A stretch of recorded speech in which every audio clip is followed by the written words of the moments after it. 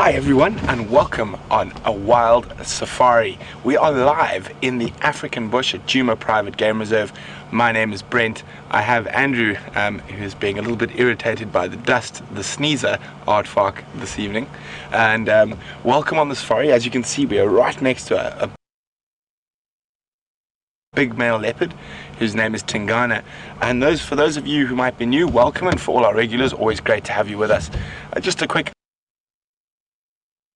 updates on how we come to be sitting next to this leopard is that this morning Andrew and I got out early, got on the tracks, and we followed the tracks down the road till they went off the road.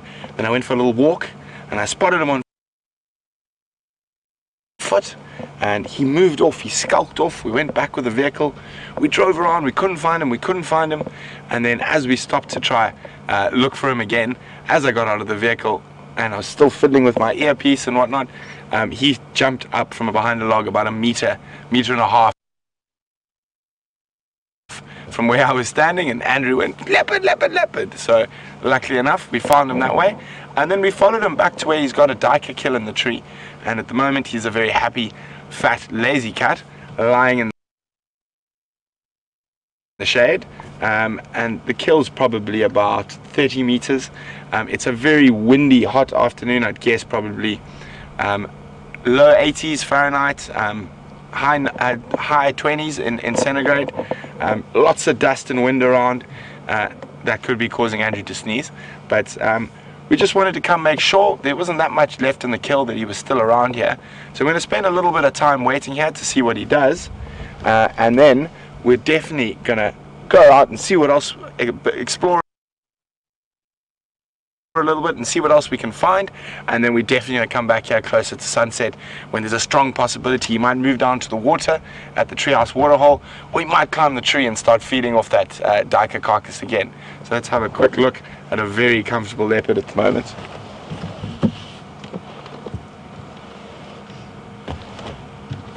And you can almost smell the dust in the air today. It's very, very windy. Quite a lot of dust in the sky. Should make for a fantastic sunset. So here we go. Sleepy cat. Found a nice shady spot quite close to where he's got that kill in the tree, so you can keep an eye out for any marauding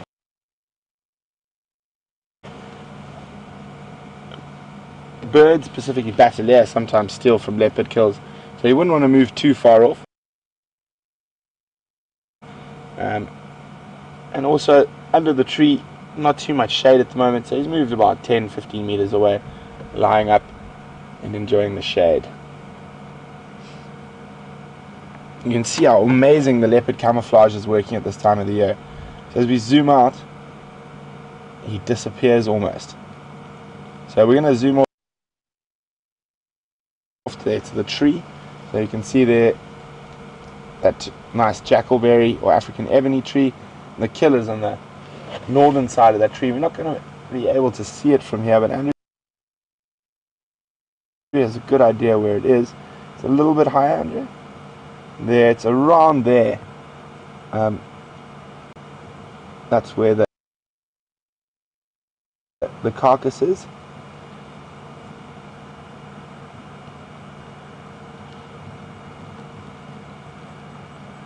And he's lying up. Now just look at that quickly as we pan back across on the wide.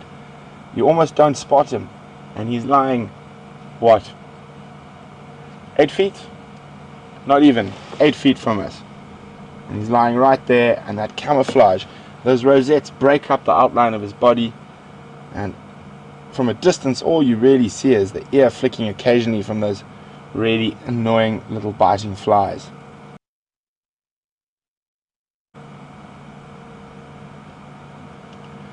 So for those of you who follow the live drives quite regularly, just quite interesting.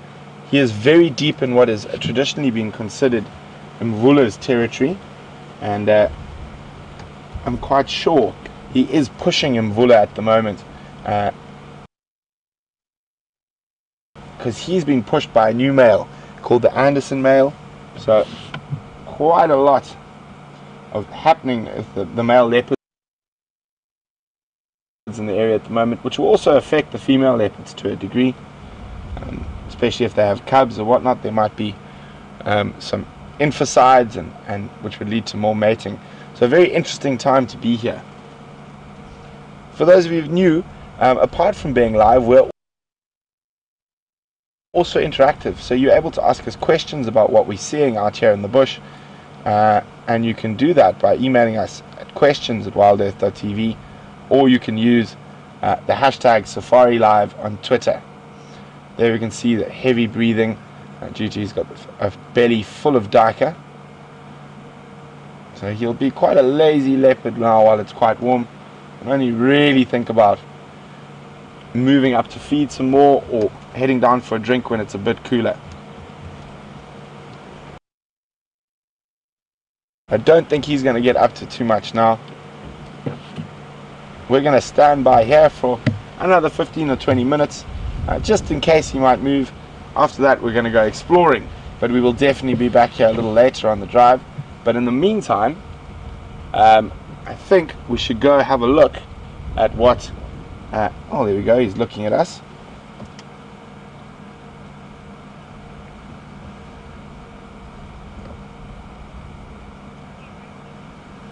There we go, isn't that a nice big boy?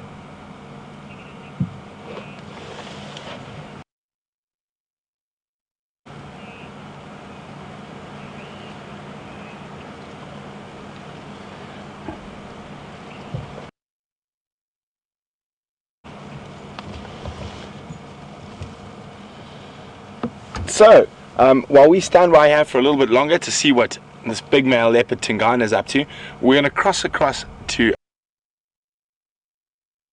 James, who is with a slightly larger animal, and have fun with James, and we'll be back a little bit later on the Sunset Safari. Enjoy.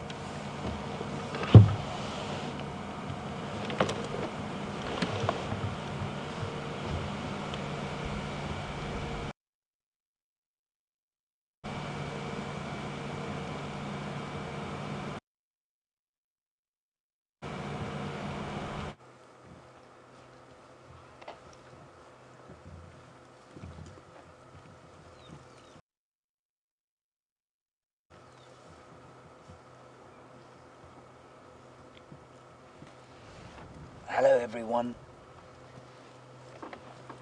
Good afternoon. We bring you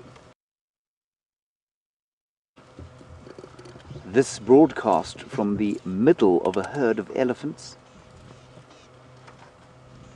A magnificent herd of elephants. Viam and I have been sat here for about 20 minutes, just sort of as part of the herd really. We haven't been eating any of the knob thorns.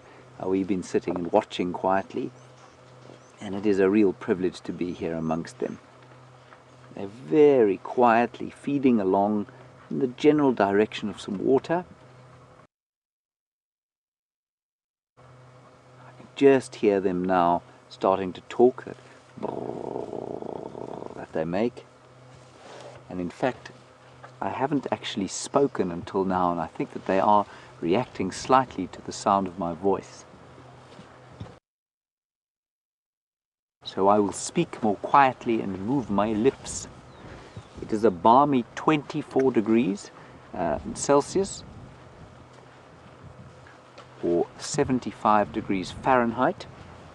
And I think that that little growl or stomach grumble that was made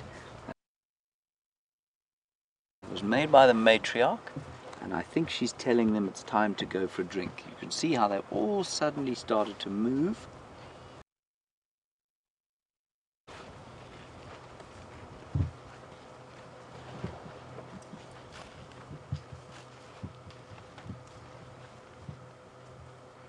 And it's just so wonderful. We've got one here. We're kind of surrounded by them, which is, 10 years ago it was a fairly threatening situation to be in, but now they just seem to trust us so much more than they ever used to before. And so we can sit here in quiet comfort and enjoy ourselves. And you can see how close this youngster is. It looks like a young bull. And he's totally unfazed by us. The only thing that seems to faze them, we did move just before we came to you, and the only thing that does seem to faze them is the sort of roar of the Land Rover's engine. Even though it's quite a quiet engine. And we've been watching this bull. Isn't that beautiful? He's now about 15 feet from us.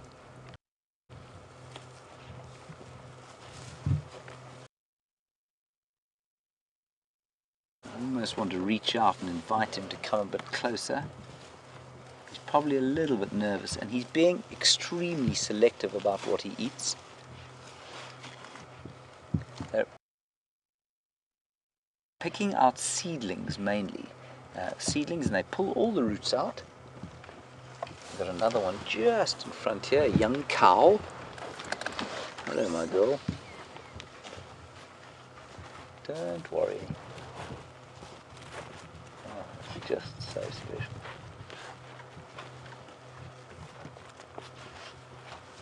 It's so peaceful to be around these animals when they trust you. It's extremely unpeaceful to be around them if they don't.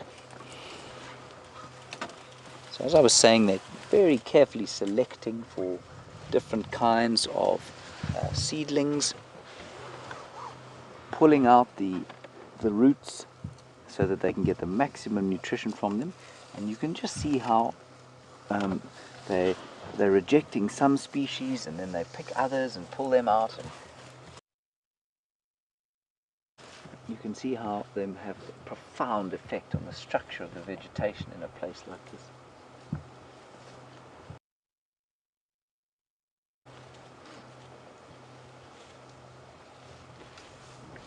Seems to be a lot of eating of knobthorns, especially little knobthorn seedlings. I'm just trying to see what this one is actually selecting.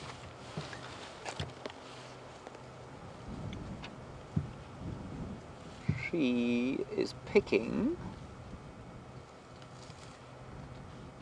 She's in amongst a guarri bush, but that's not what she's eating. She's picking, oh, okay, so the guarri bush will house in its shade some bits of grass. And elephants will eat fresh grass above anything else if they can, except marula fruits. So that's what she found under there. And now she's eating, is eating some raisin bush. And there goes a knobthorn seedling right there. And bits of creeper, bits of forb, some of them fairly aromatic stuff. So their aromatic sort of defenses are not working precisely. Okay, we're going to move slightly, and we're just going to go across to Brent quickly. Tingana is full of action suddenly. See you now.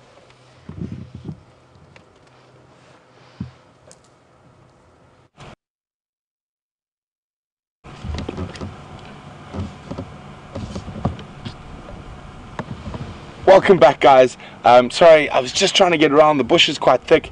He just got up and he walked that quick distance, and I had to travel quite a long way around, but he's gone up the tree and started feeding. So we're going to move around to the other side. He's with the sun behind him at the moment. I'm just going to try get to where we can see him. Maybe if you go in a little bit close, there might be a bit of an arty shot. Andrew? I can't. Here we go. You can just see his silhouette there. I'm going to move around to where we get the sunlight from behind.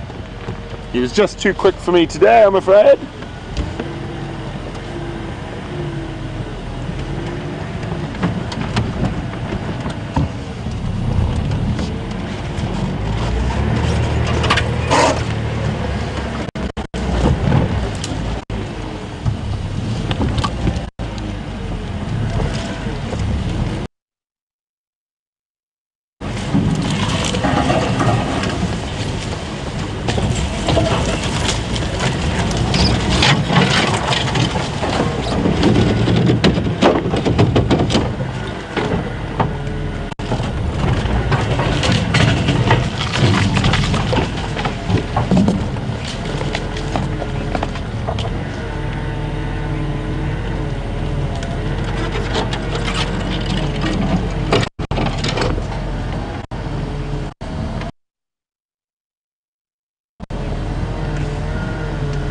Okay, we're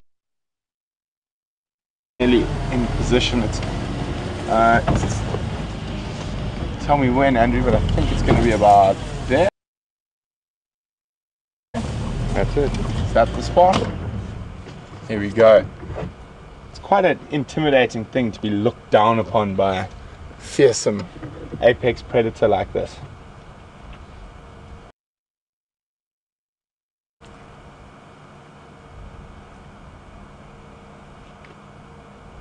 So we've got some questions from Kenneth. Kenneth would like to know what would happen if Tingana and Mvula met, and along with that, Nigel on the similar vein would like to know, would Tingana recognize Mvula from past experience, or would he just treat him as another male leopard? Well, both very, very good questions, guys, and quite fascinating because of what's happening with the leopard movements at the moment, that we are looking at a possible sort of battle of the titans between these two big dominant male leopards. So, as I said this morning on the sunrise safari, I've seen male leopards who have very set territories, sort of march a meter away from each other, growling and sawing and scent marking, sort of a couple of meters away and opposite each other, trying to avoid the fight. Here, I think, however, because Tingana is being pushed by Anderson and he's pushing into Mvula's territory, it could escalate a lot more and very quickly. So very interesting. And then Nigel, to go a little bit more in depth with what you were asking, I'm pretty sure that Tingana will recognize Mvula's scent and realize that it is the same male leopard that is dominant to his north, and will realize that he is pushing into that other male leopard that he has had possibly interactions with in the past. So a really, really great question, and I'm pretty sure he would recognize Mvula from his scent and possibly from having fights or standoffs on the boundary with him before.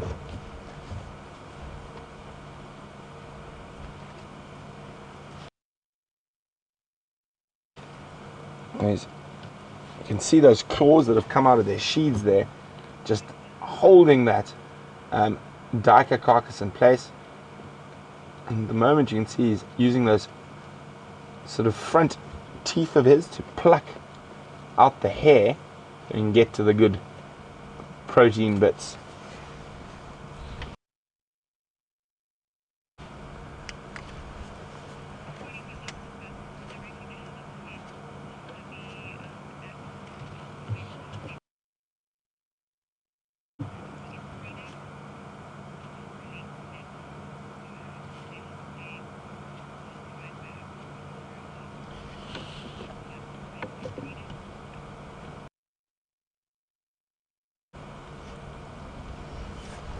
Just a bit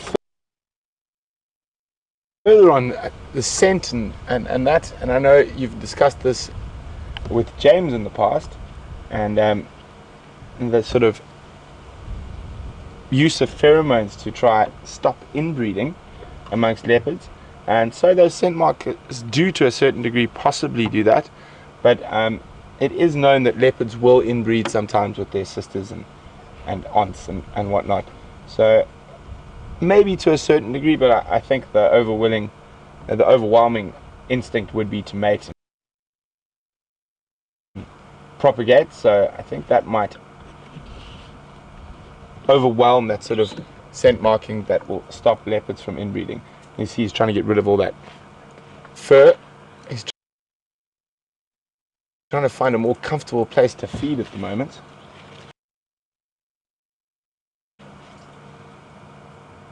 Because at the moment his back legs, he's still standing, and he's probably trying to find a spot where he can lie down, but at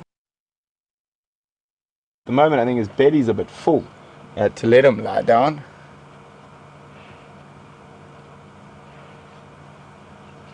There we go, he's found a spot. Oh no, I thought he'd found a spot for his big fat belly between two 2 branches, so let it dangle there, but not quite comfortable enough for him. And there you can see the size of a leopard's paw compared to a duiker's head. You can see how tiny that duiker's head is compared to this big male leopard's paw.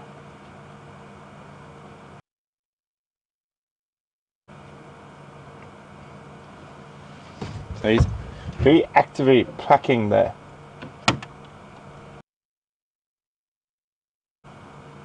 fur. Obviously he is going to swallow quite a lot of fur while he feeds, but he is trying to avoid as much as possible, and much rather have nice tender meat than hair. And you will find quite a lot of animal fur in leopard's dung. As well, they do cough up sort of hairballs of fur, and sometimes of horn and hoof as well.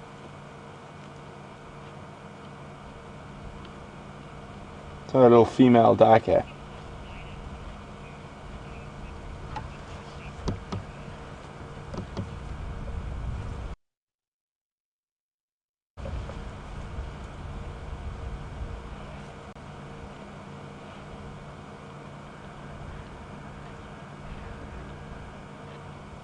So as sad as this might be sometimes, with animals dying, and it does look like a very sweet young duiker there, but if this male leopard didn't catch and kill this duiker, he would also expire and cease to be. So it is quite gruesome and whatnot, but it is nature, and nature is a system that works within itself. So without killing and eating, there wouldn't be the natural system that we love to observe so much. We are actually, with the wind, getting rained on with duiker fur. I'll try and grab a piece next time. There you go, you can see he's trying to get rid of that duiker fur in his mouth.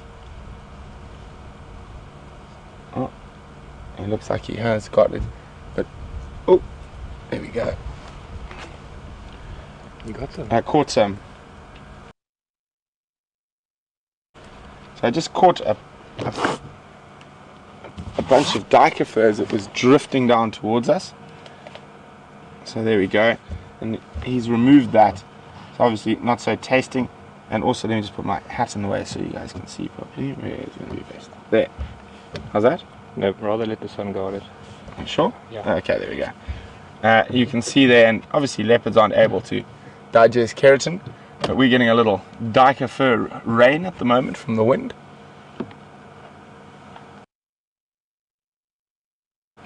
But it is incredible to be able to sit here this close to one of Africa's elite alpha predators and be able to witness him go about his day as if we weren't even here. He completely ignores our presence.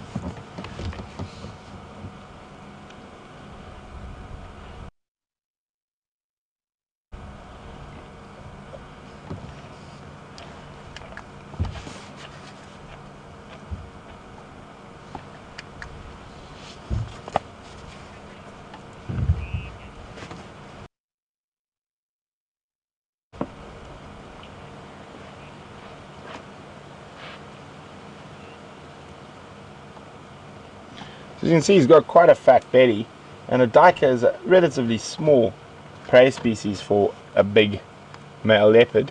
He wasn't completely hungry when he caught this, so the amount of food that's in his belly should keep him going, or at the far end, which it could keep him going for up to a week, even a bit longer. But he would probably look to make a kill another 2 or 3 days. But remember, all the predators out here are opportunistic.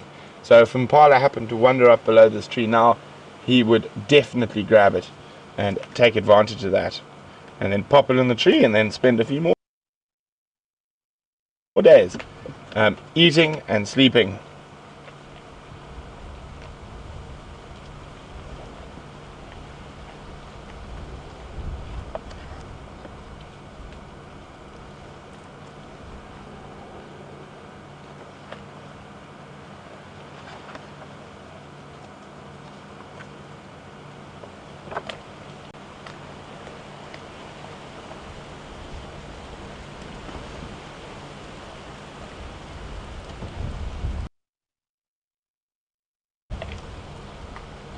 Don't know if you are able to hear him crunching through the bones. It might be a bit difficult with this very strong wind we're having today.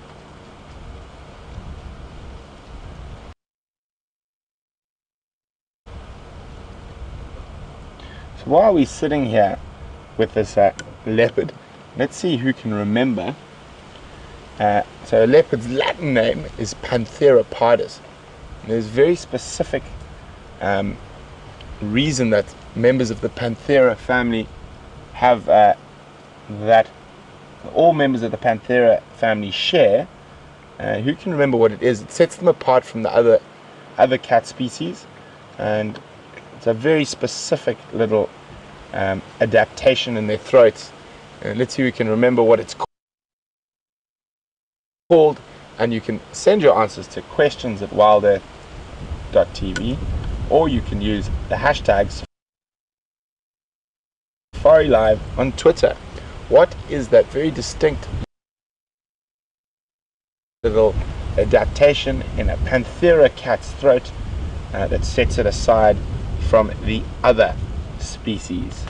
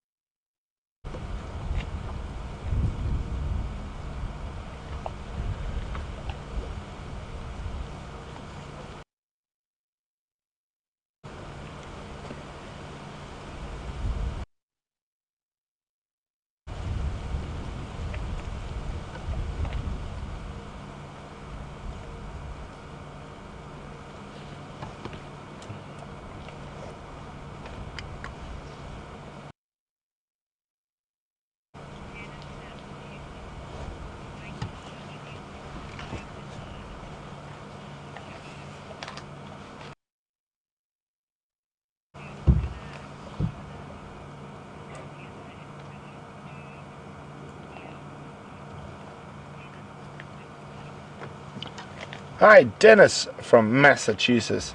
Welcome on the Sunset Safari, Dennis. Dennis would like to know whether this dry weather we're having is not contributing to the fact of Tingana and Mvula coming together for competition over water resources where the prey species are drinking. Dennis, I do not. Both of them have sufficient water and prey species within their territory. I think here it is almost exclusively a territorial battle, with Tingana being pushed by the younger Anderson male in the southwest, and therefore he's now pushing Mvula here on Juma. So he's pushing Mvula further north, but it's difficult to say what pressure Mvula is feeling from the other side, because we don't really go there, so it's difficult to say whether there's Mvula's being hemmed in from both sides, or Mvula's just naturally pushing the next step along, who might not be as dominant, further away.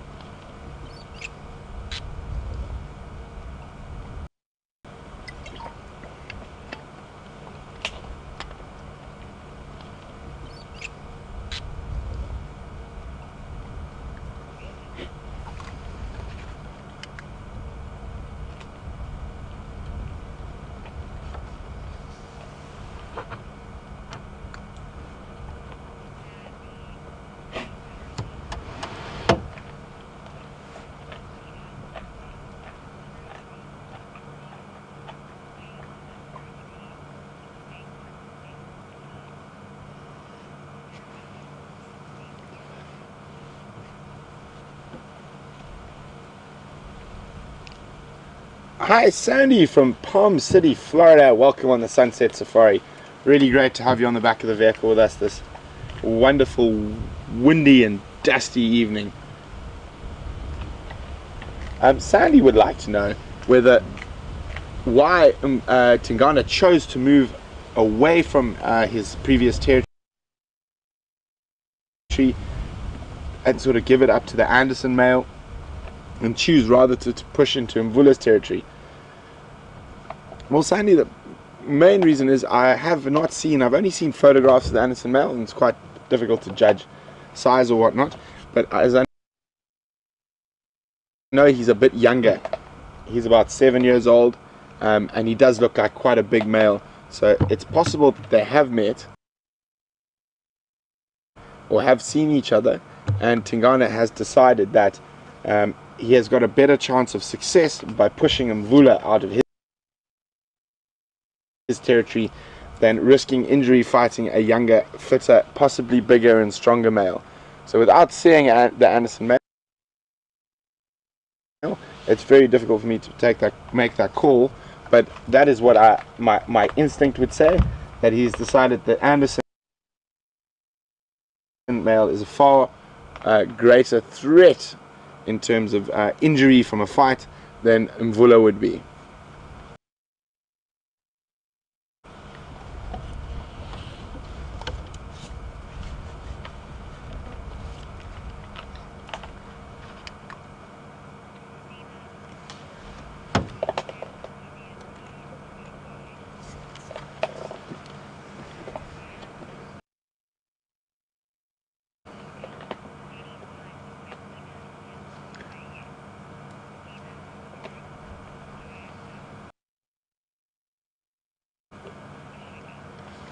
Well, hi Christina from Pittsburgh. Christina would like to know, how high is he up in the tree? He's quite high, I would say 5 meters, 5.5, 6 meters maybe. So between 16 and 18 foot, so really high. Also the fact that the tree's on top of a termite mound obviously increases that height. And then also, Diane from Pittsburgh would like to know, has there been any sign of hyenas yet? And no, there haven't. Is if we can get him on the stomach there, please, Andrew. So at the moment, the stomach, which is hanging precariously, you can see it dangling there, is hanging precariously by a little bit of sinew still. Hasn't been opened, so there's not a lot of smell around this carcass. But I think if that were to fall and break, we are quite close to the hyena den, and there is strong winds around today. I think that might attract hyenas. But at the moment, no sign of hyenas.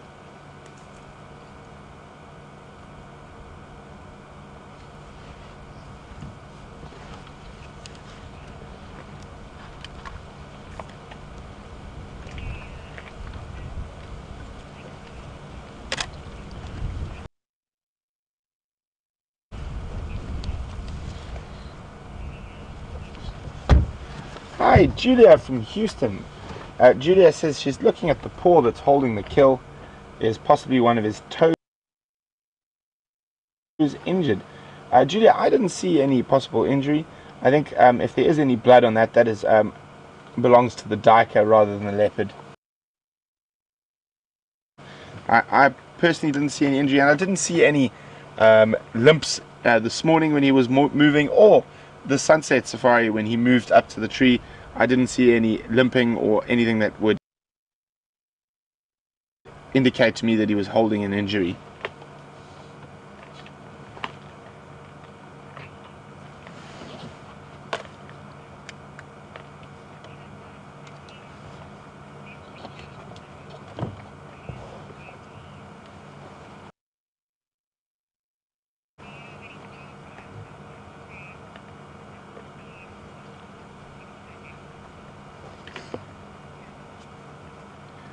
Hi, Pamela. Welcome on the Sunset Safari, Pamela. Nice to have you on the back of the vehicle. Pamela would like to say she's got a domestic cat that often eats dead leaves. Do I know of any wild cats that would do that? And is there a reason? Does it aid into digestion or whatnot? Bless you, Outfar. Thank you, sir. Pamela, I've never seen them eat dry or dead leaves. I have seen them eat green grass and that is maybe when they do have a slight digestive problem, to make themselves sick, so throw up. Sometimes there might be a hairball or a funny bit of hoof or whatnot that's stuck somewhere. So I have seen them eat grass, but never dry leaves. But that's not to say they might not when we're not watching.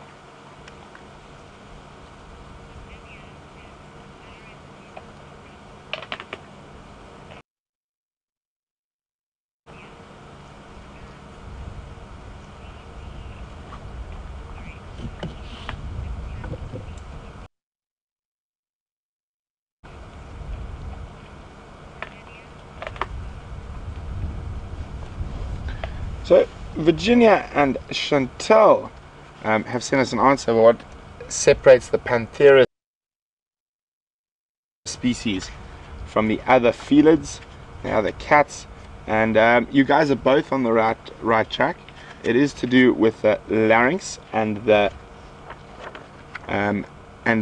fact that they can roar. So in the big Panthera species, the hyoid bone or hyoid apparatus, which is at the base of the larynx,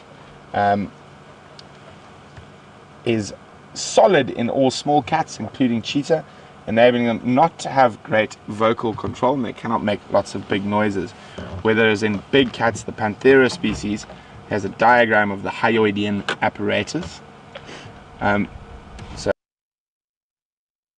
So here is the little cat. Sorry, there's the little cat on the right, and that bone is ossified, so completely solid. Whereas in the larger cats, in the Pantheras, it is cartilaginous and it is elastic, and that enables them to roar. It's the vibration of the hyoid apparatus, whereas this in small cats is fixed completely. So well done, guys. So the hyoidian apparatus. He's making a good meal of this. I'm wondering when that stomach is going to fall though, because I think it is very precariously hanging on there. And we are very much downwind of it.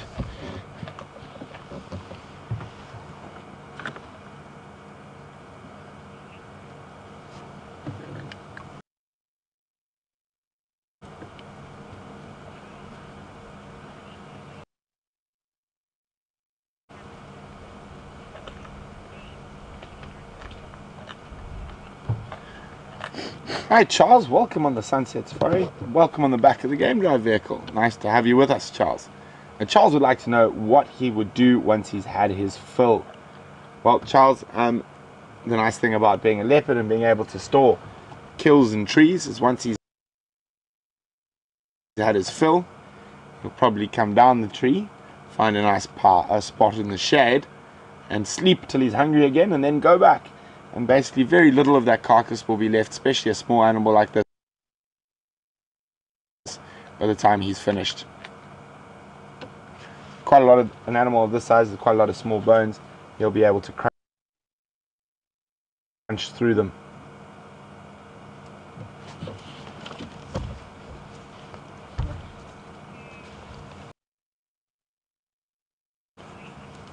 You guys must be getting some great screenshots there as he looks up and the light catches his eye. So I'm looking forward to seeing some of those after drive.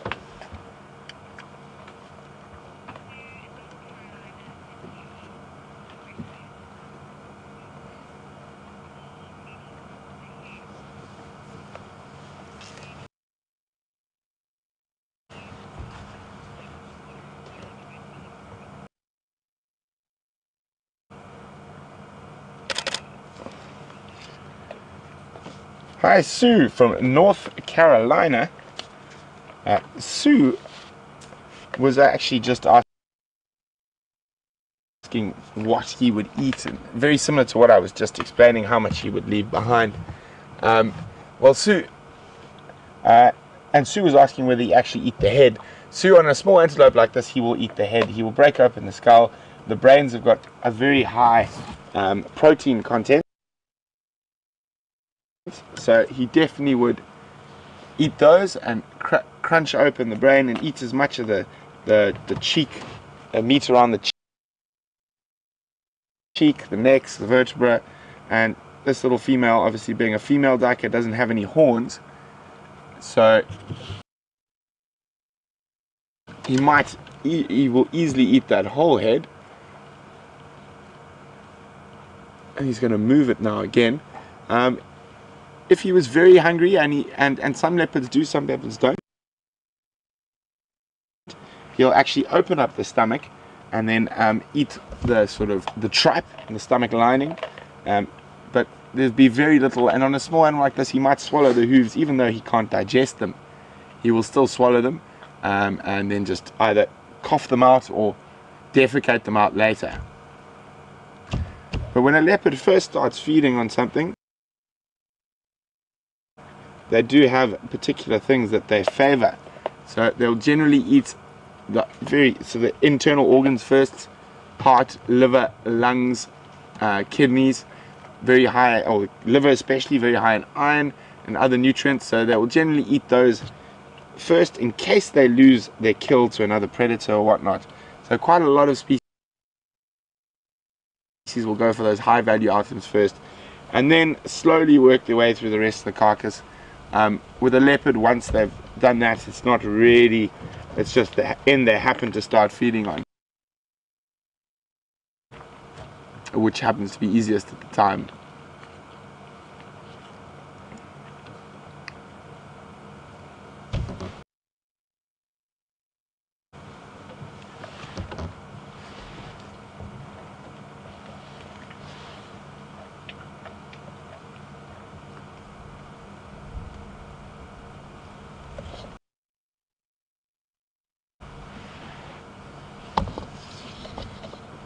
So just having a look to see if there's a better position where we might be able to move to get a different angle. I'm not sure there is. I think this might be the best position we're in at the moment. But we can have a quick look quickly, and then if not, we'll come back to the spot.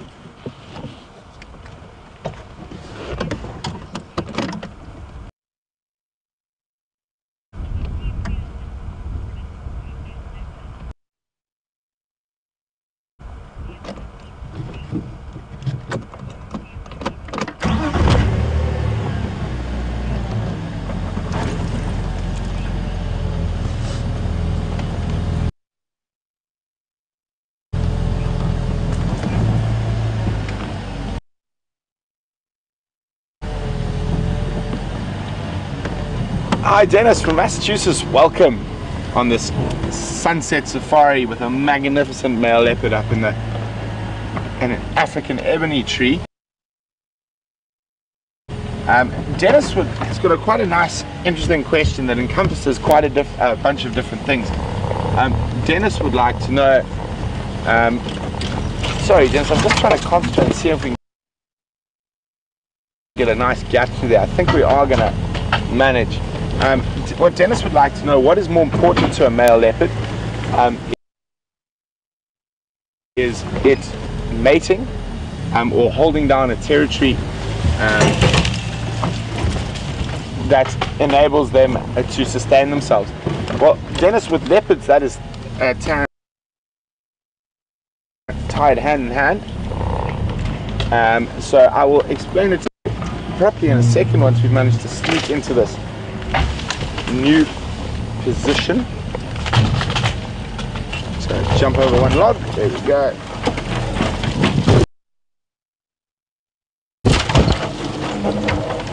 How's it looking, Andrew?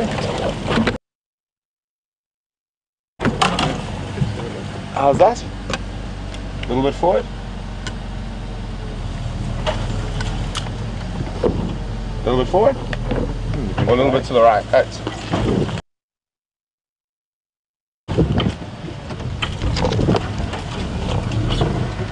how's that? Good, let me zoom in and see. So just quite a different angle from where we are now. We'll be able to see that stomach a little bit better. Unfortunately, there is still a little bit of branch, but he is in the tree. So Dennis, that's what I was saying there, that the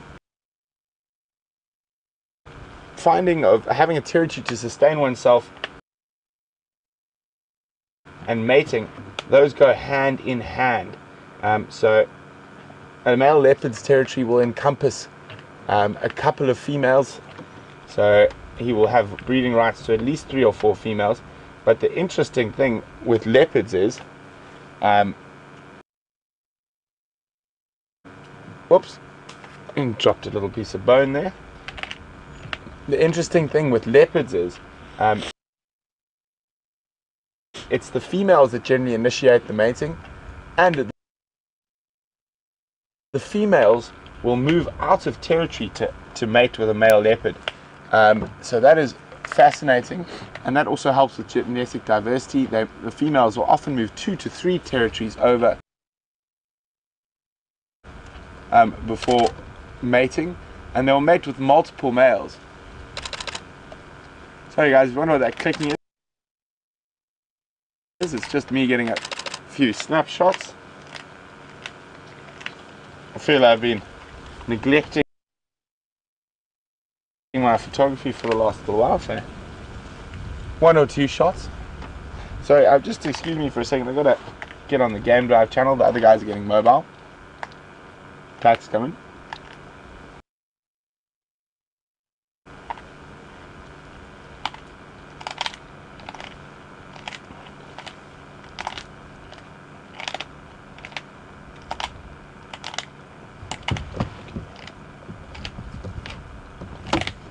So I don't know if you guys can actually hear that crunching. He's going straight through the bone. If we get a little bit closer on him, and you can actually see he's eaten through the whole sort of front bit of the leg bone. I wonder if we can just, if it's possible, just to go forward to get a bit of leaves from the front of his face. I don't think I'm going to be able to go further forward. I can try maybe go a little bit to the right. Yeah, a bit to the right would be good.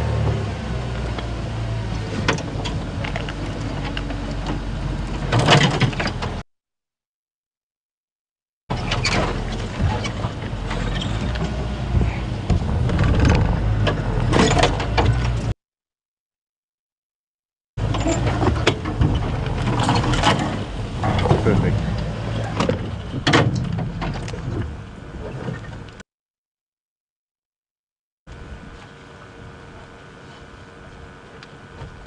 So you actually, I don't know if you guys were able at home able to hear that crunching as he ate through the whole bone.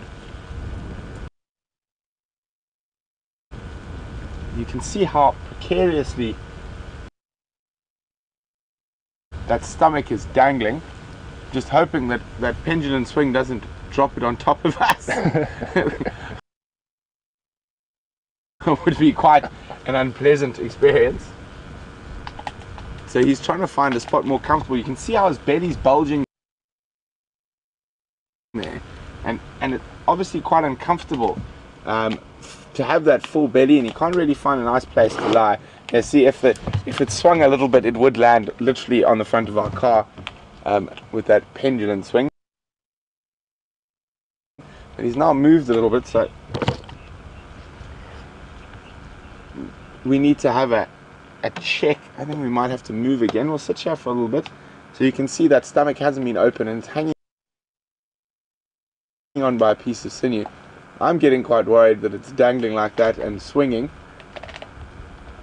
If it was going to land on the cameraman, I wouldn't mind so much, but it might land on me as well. It's a lovely dappled light coming through the trees.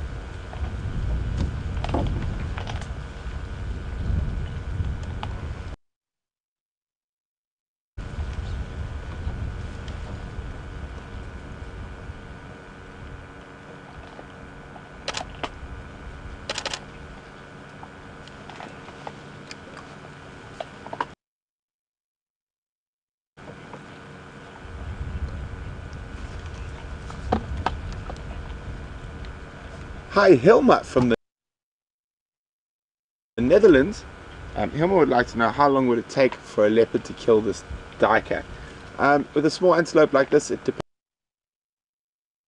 depends. They're probably, and a big male, he wouldn't have gone for the traditional throat hold. He probably would have done a cranial bite, so instantly as he bit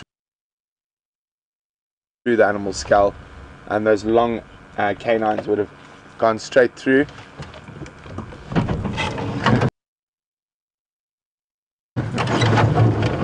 Don't like that way that stomach was rubbing, and don't feel like being splattered in duiker stomach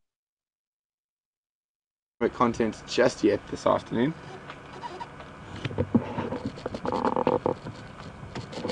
So I think he's moved again. We're going to try reposition so we can get a nice clear shot through.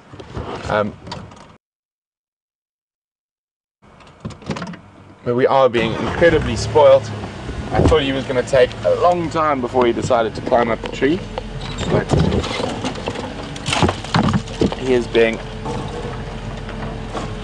quite cooperative this afternoon on this sunset safari.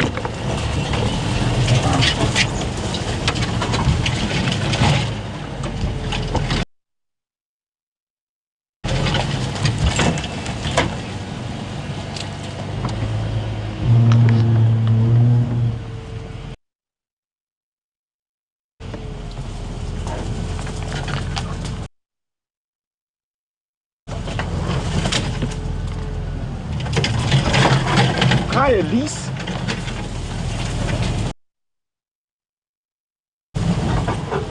We've got another question about the highway dam apparatus.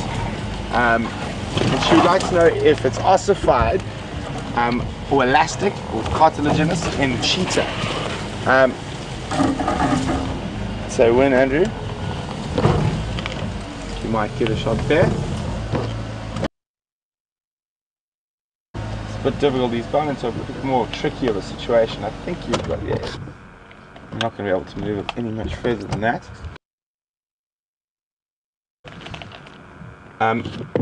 So Elise would like to know whether the cheetah's hyoid apparatus is ossified and solid, or is it elastic like the Panthera? The cheetah's is ossified, so it is solid like the smaller cats. So not like a lion and leopard in Africa. So he's gone in and he's got the majority of the brain out now. So it's also a high protein area, and you can see the eyeballs dangling there. And I know it is a little bit gruesome, but this is nature.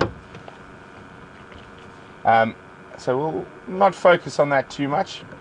Unfortunately, he's going to hide it from us. There we go, good boy. Must have been listening. But while he finishes off the remains of this duiker's head, we're going to cross across to James, see what he's been up to, and I'm sure you're going to have a lot of fun with him. I think we're going to stand by, because maybe once he's had his fill, he might move down the tree and go have a drink. And Treehouse Waterhole is no more than a mere 100 or so meters from here. So it could be quite nice to see him drinking a little later. So in the meantime, we're going to stick here with Mr. Tingana, and we're going to go off to Commander Bond. We'll see you a little later in the drive.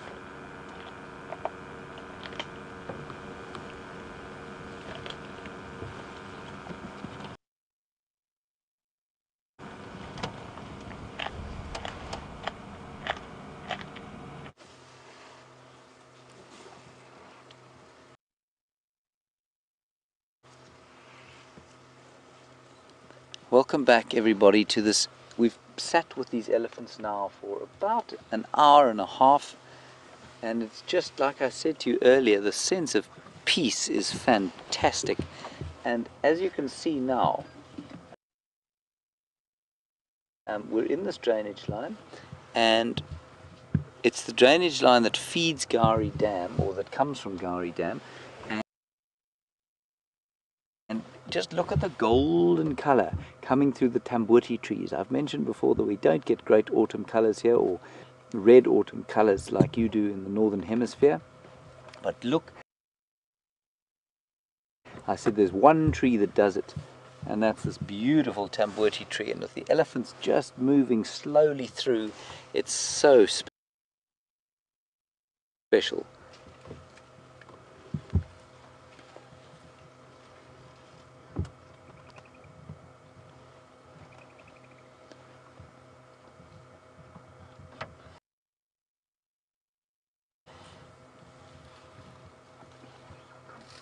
Hi Pamela, oh look at that beautiful colour. Wiam's constructing himself a masterpiece here. Pamela, lovely question. Elephant communication has fascinated human beings for centuries. And your particular question is around their ability to feel communication through their feet. I've read that. I'm not sure of the exact mechanism of how it happens. I believe it does. Certainly, when they used to do the cull in the Kruger National Park, if they were culling in the south of the park, elephants to the north unquestionably were affected, and so they were communicating over enormous distances. And so there is a thought that they are able to sense vibrations through their feet. And whether that's true or not, I'm not sure. What I can tell you is that they are able to communicate over vast distances. Did you hear that? Sounds like a stomach rumble. And as I've said before, it is the larynx. They have a huge larynx, and that's what makes that wonderful sound. There's another one just to our left that Wiam's now going to show you.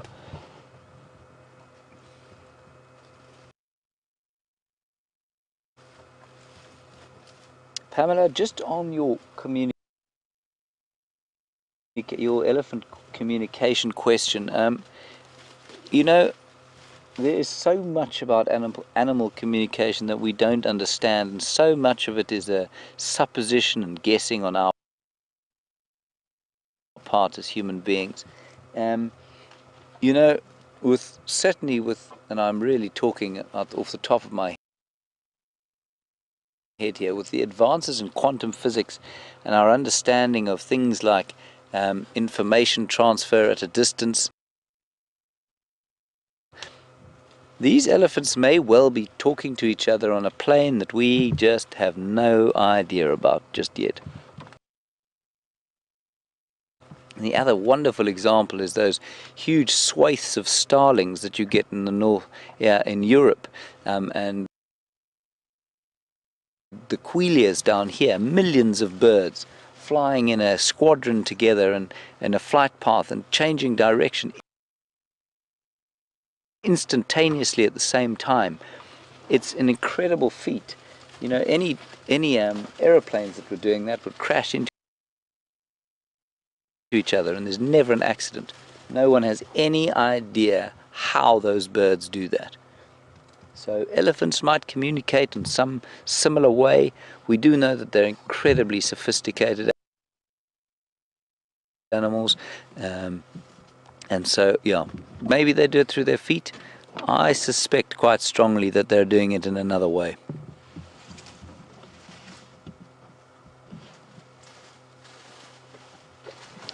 Right, we'll just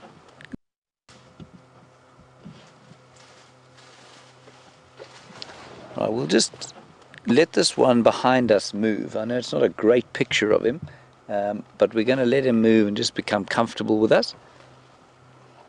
We are blocking his way slightly.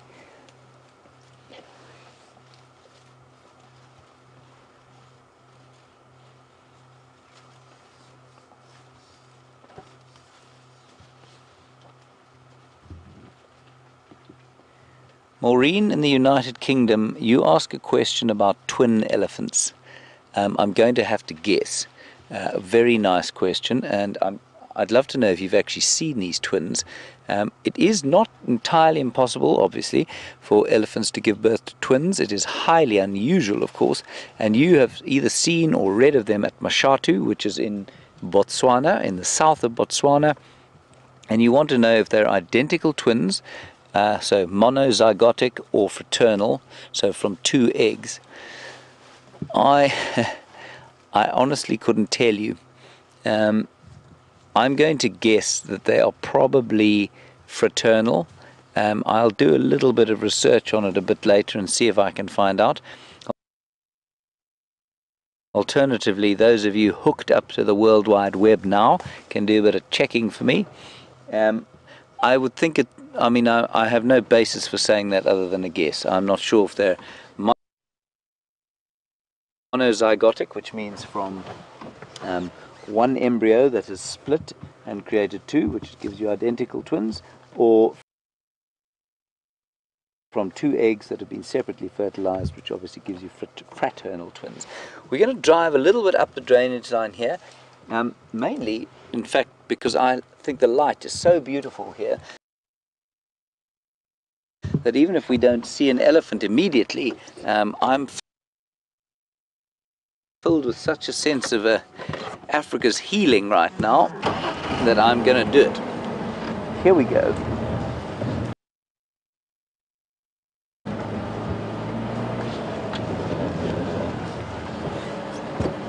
They are heading towards the water, but like I say, not with any great urgency at all.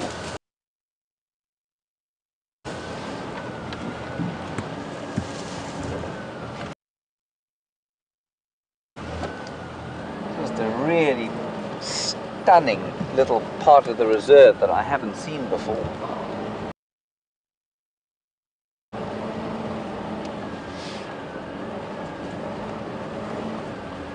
If we don't find the elephants up here, we'll turn around and go back to that young bull and young cow that we first started with. And that was who we were looking at just now. Do you have any ideas where they are? Right in front of us? Viam says right in front of us. And in fact, Saki git. Yes, they are right. They are right in front of us.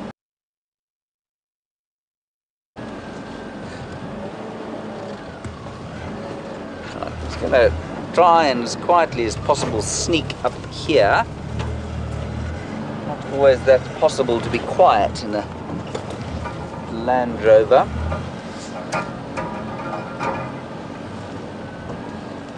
They're actually all around us now, which is quite nice.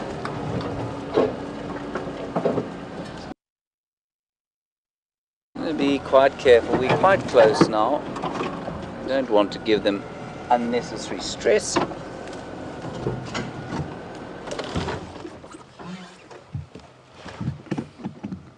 Isn't that wonderful?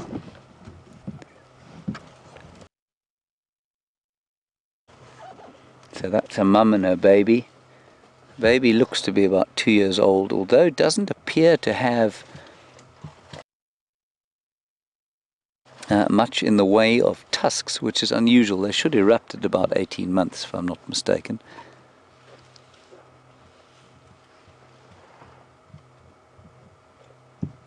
There's another one behind us. Just to warn you, Viam. One tusked young bull.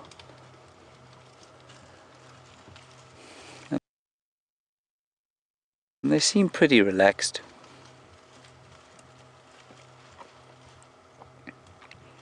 But I learnt a very long time ago, you take nothing for granted with elephants and you show them nothing but complete respect.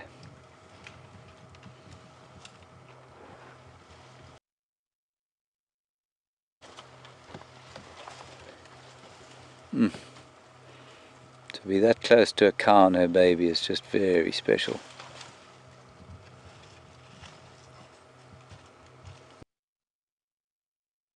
We really feel like we're part of the herd right now. In this gorgeous gold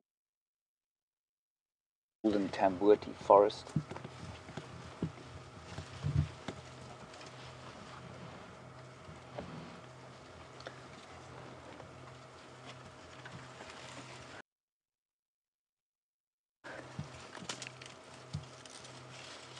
Oh, look at that little one.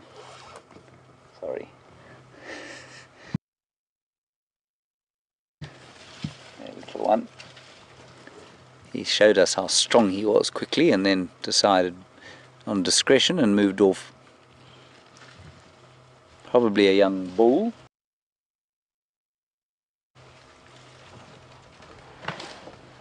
And I'm not going to move. There's one just behind us, so we're going to sit here and wait to see. A young one-tusked bull and another small one coming our way. So we're just going to wait here. There we go, Viam. A little sort of 2.5 to 3-year-old.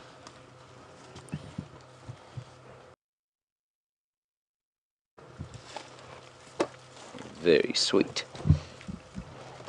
And then a young bull behind us with one tusk. He's about to take Viam off the vehicle.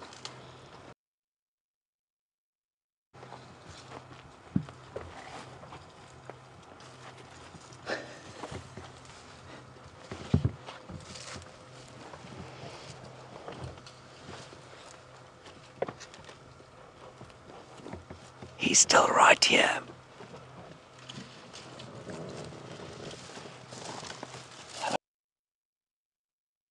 Oh boy.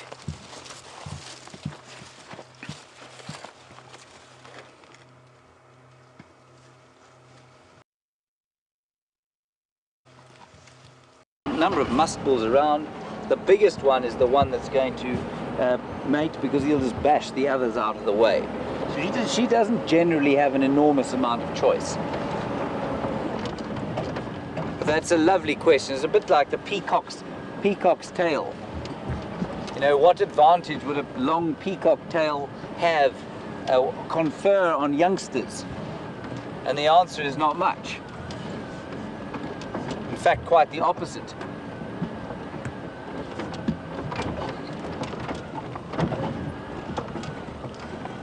These elephants are doing exactly what Viam thought they were going to do.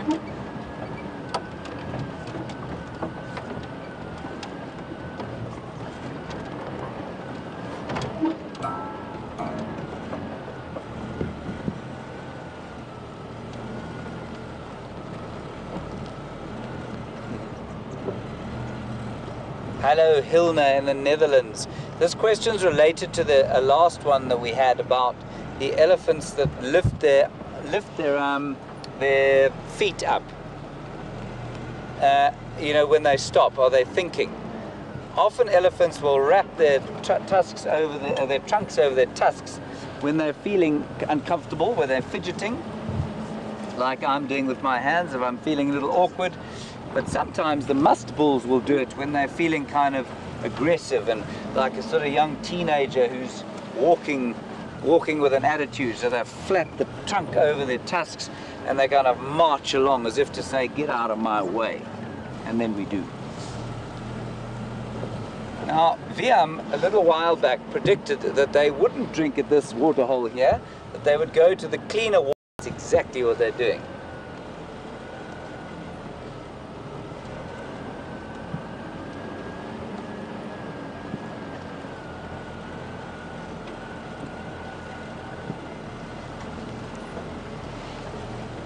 Thanks, John in Connecticut. You managed to spot this herd of elephants walking past the dam. Well done. We are hugely appreciative of all of you who watch our dam cams. So please keep it up, and please keep sending us your updates. Just going to let them walk through this. Oh wow! Can you see this drongo? What drongo? Yes, you can't see it, it's too close.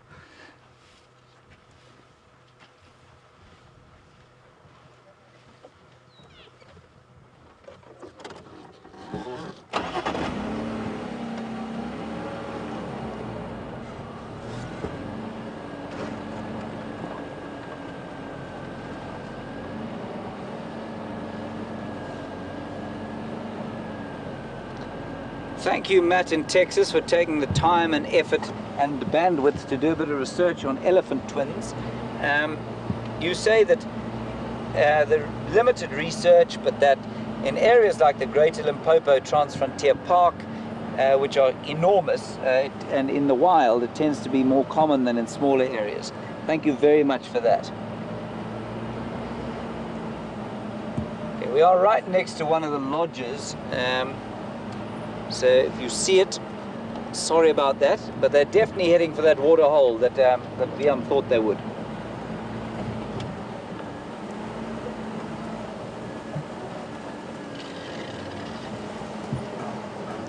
Hello, Ginny. You've heard that elephants have two-sided brains that are able to switch off half the brain in order to sleep. Now, I know that that is the case for dolphins, I think. I'm not sure about elephants, quite possibly.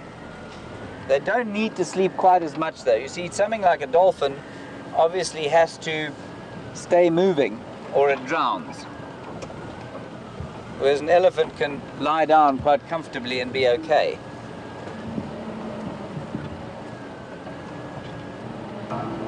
The light, I mean, it's beautifully filmed by our expert Wiam, but it is just so spectacular here. Watch the aerial there. So now you can see they're moving far more than they are feeding, and I think that's got a lot to do with the fact that they're getting closer to the water. Now,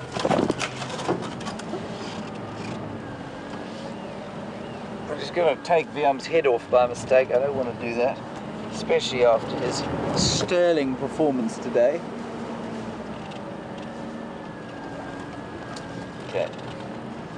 All right. All right.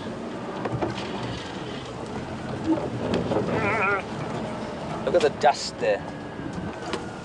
Oh, wow. Oh, that's beautiful.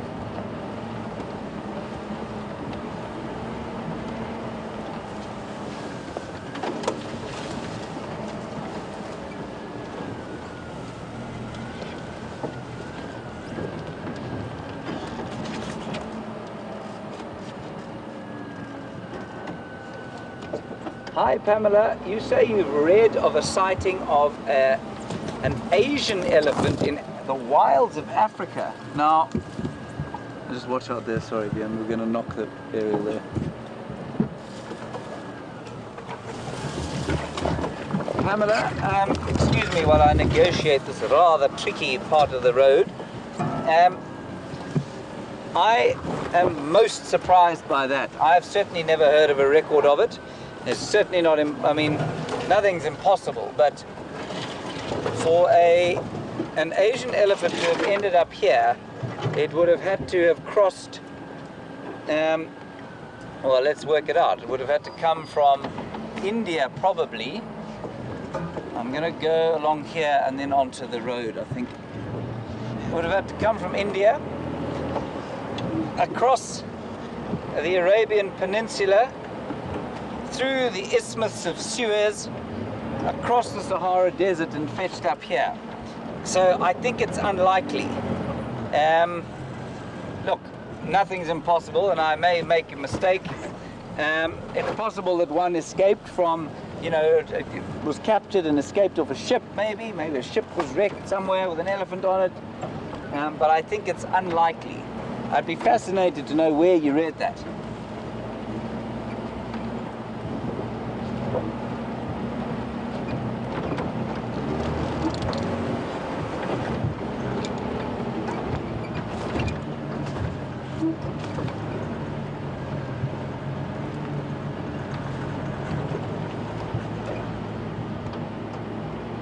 Let's go straight to the water hole.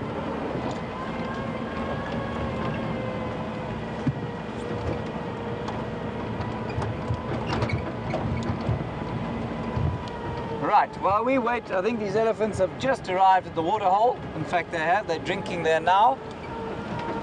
We're going to go back to Tingana briefly and see what he's doing while I get into position. And we will see you on the flip side, as they say.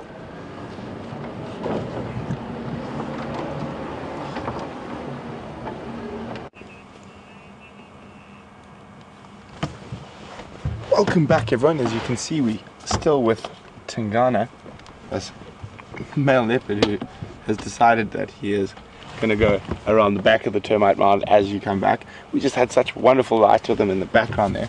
So I'm going to move now, see if we can see him again. Let's try to find. There he's going to crossing the drainage line in front of us. My focus not working.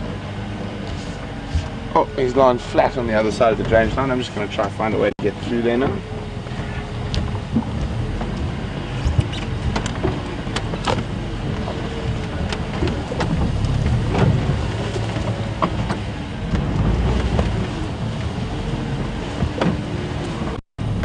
So, it's been a spectacular afternoon. I hear you guys have been having such great fun with James and the eddies. I'm just going to cross through here now and catch up with that leopard.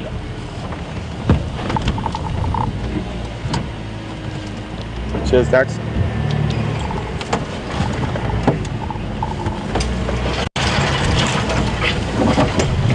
Bear with us for a second as we climb through the bush.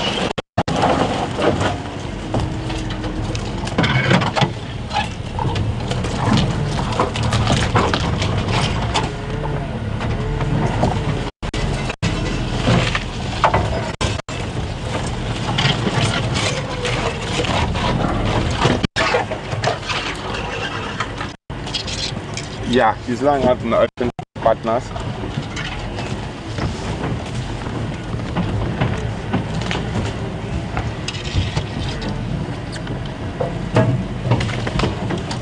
So, BTO would like to know about leopard twins, and I heard James has been discussing elephant twins. BTO, and BTO would like to know about leopard twins, since James has just been chatting quite in depth about elephant twins. BTU, I've never seen identical leopard cubs. Their spot patterns always differ and their coats are different. I myself personally have never heard of or have never seen identical leopard cubs, but maybe it is a possibility. Maybe if you guys could do some research for me and let me know. See if you can ever find a record of completely identical leopard cubs. I've never heard of that before. And you can send your answers to questions@wildearth.tv, or you can use the hashtag Safari, Safari Live on Twitter. So guys, I heard those eddies you were following have just arrived somewhere to quench their thirst, so we're going to cross back to James, and don't worry, we're going to be waiting right here, and hopefully this big male leopard decides to go quench his thirst very shortly as well, and we'll see you a little later in drive.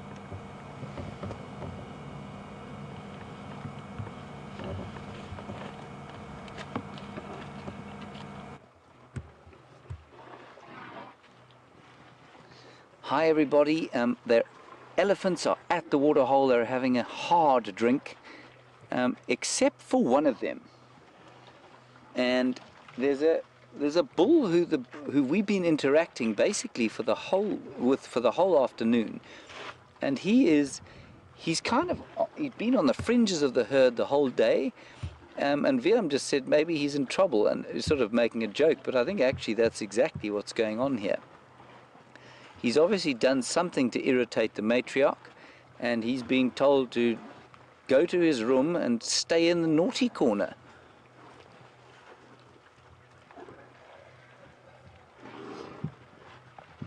Look at him, he looks rather forlorn and sad. I'm sure he'll come to have a drink just now. Anyway.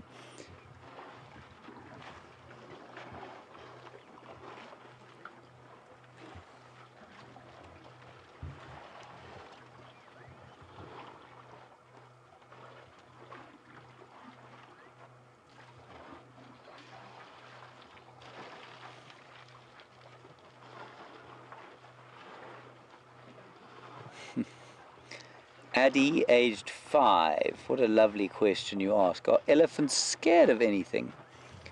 Addie, elephants are scared of one thing, and that is you and me. They are scared of people. Otherwise, in most areas, they're not scared of anything.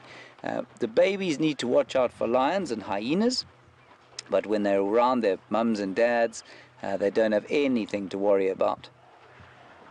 So they're a little bit scared of them, but the only thing they're scared of is us, because we unfortunately have killed quite a few of them over the centuries.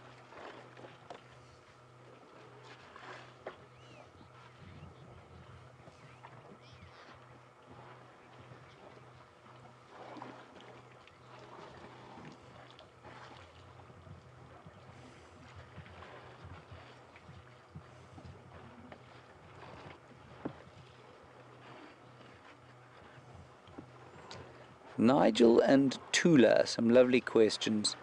Tula, you want to know how many elephants there are here? While I answer Nigel's question, I'm going to ask you all to count them, along with Viam, because he's sitting a little higher up than I am. And Nigel, you want to know, you've read that elephants in a herd are normally related.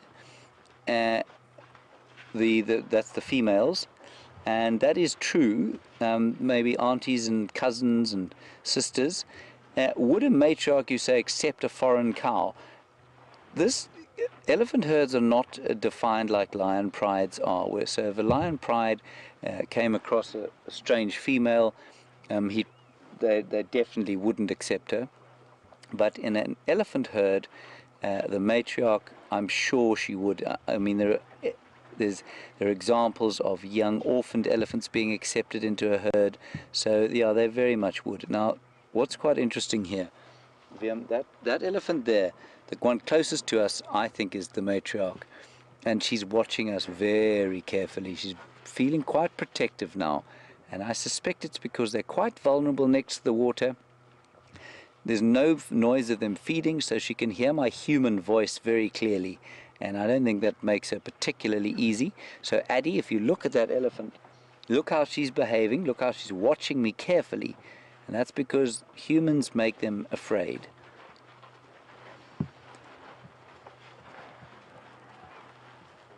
Yeah, no, she's definitely communicated something to them. And they moved away from the water straight away. I can just hear the infrasonic sound. And now they're going to move.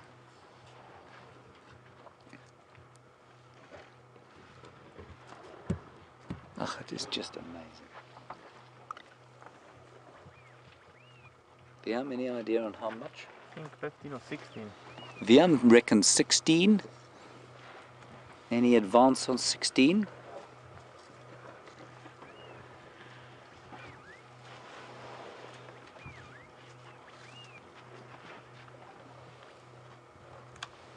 And you can just see these young bulls like to watch us. Where's the naughty one? The guy's still in the naughty corner. He still hasn't had a drink yet.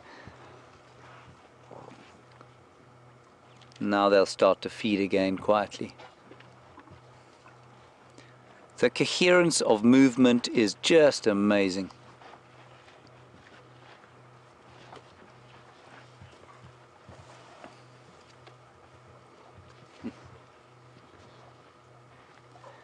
Gerda, there most certainly is a drongo still stalking me. There was one just now that I asked Viam to film, and he actually couldn't even see it because it was so close. It was just next to the door here, looking up at me. We locked eyes, did that drongo and I. See now the chap from the naughty corner's come to have a little drink. He's been allowed in. So what happens is when the bulls hit puberty, they will start to become boisterous.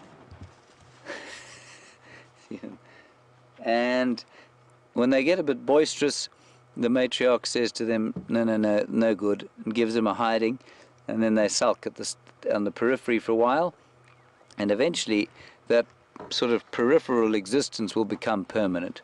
They may join up with other bulls, or with a much older bull and just learn the ropes from him, but he's heading for that kind of difficult time of elephant life. It's difficult for humans too, that adolescent time.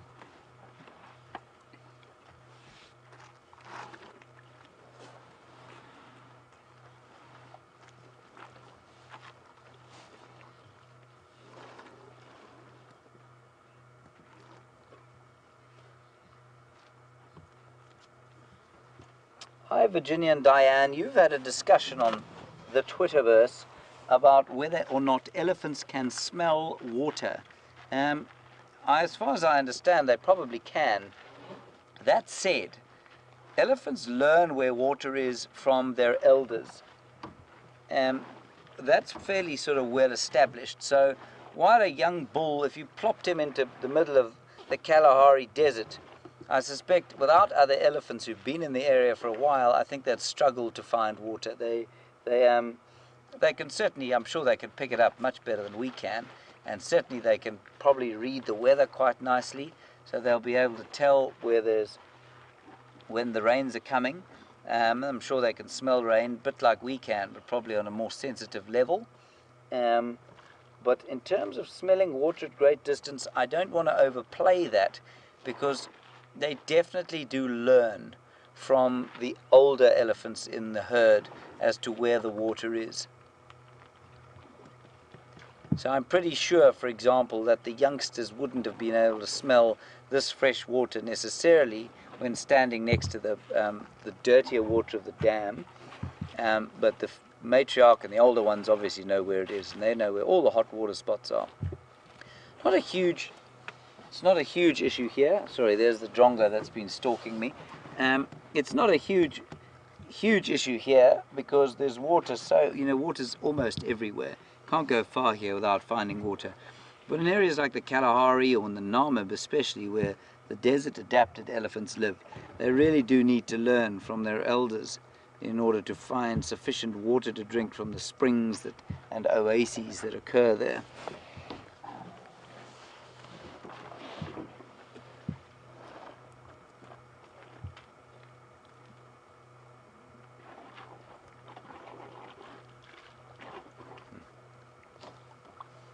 Now I think we're going to leave them when they walk away from the water hole here. I'm not going to chase them through the thick bush there.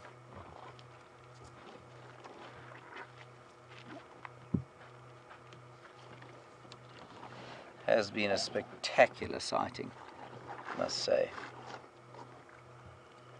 The trunk spitting the water out. Drum goes back.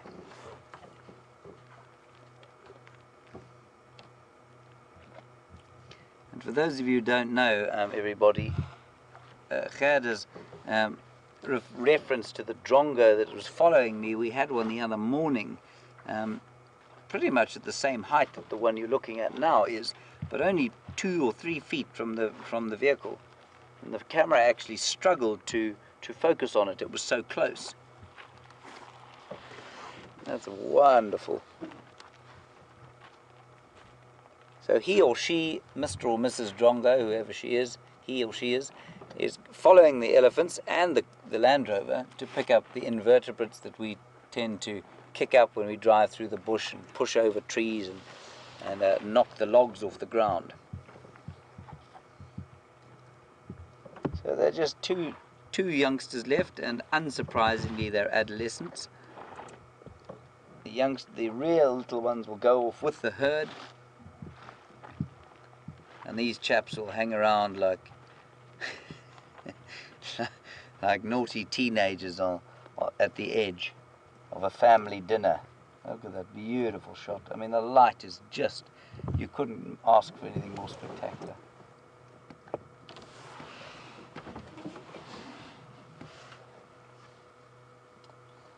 So that was a truly spectacular sighting. I hope you enjoyed it as much as I did. I feel at peace, and I feel greatly satisfied with the afternoon so far.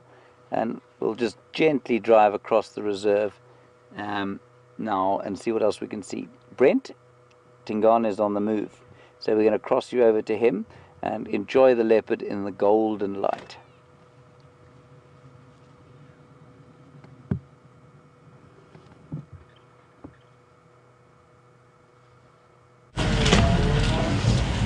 Welcome back, everyone, on this absolutely spectacular sunset safari. Here you've been having absolutely amazing ellie sighting with James.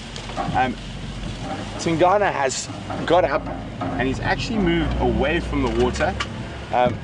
So we're just trying to stick with him now. Whoops, there's a big stump there. Looks like he's laying down. I'm going to try get us into a good spot, but he has moved into some thick bush, but it looks like he's popped out. You okay? Yep. Into the open. Oops. Whoa, big stump. Can you see what I'm touching there, Andrew? Doesn't look like anything on this side. Let me try this way. Oh, there we go. That's just quite a large log there. Just gonna have to move around a little bit. I know. There we go. Okay, we're gonna have to go forward. There we go. Easy peasy, lemon squeezy.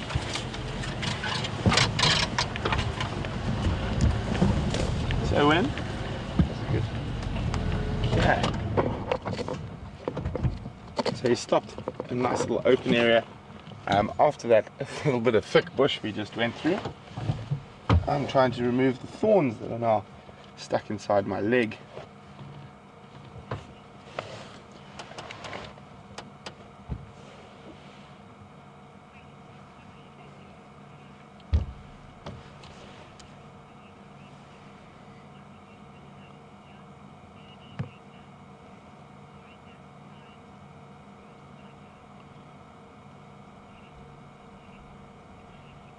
Well, apparently there's been some chat in the Ustream, a chat room, about whether that was a baby or full-grown duiker. It was a young duiker, but it had reached full-grown. Oh, tired kitty. There is still a possibility he might move down towards the water for a drink. There is also the chance that he got enough moisture from that young duiker that he's just been feeding on.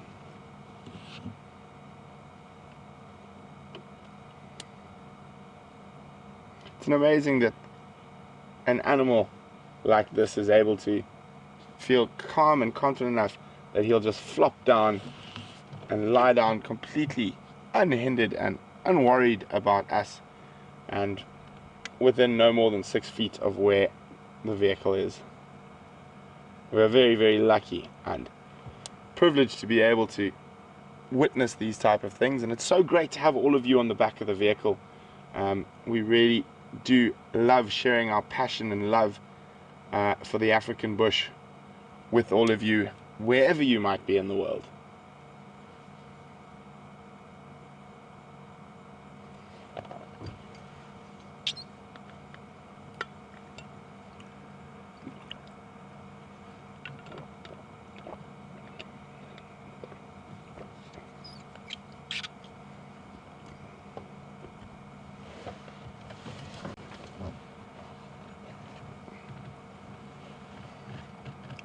So what we'll do is we'll try and move around a little bit so we can get a view of his snoz.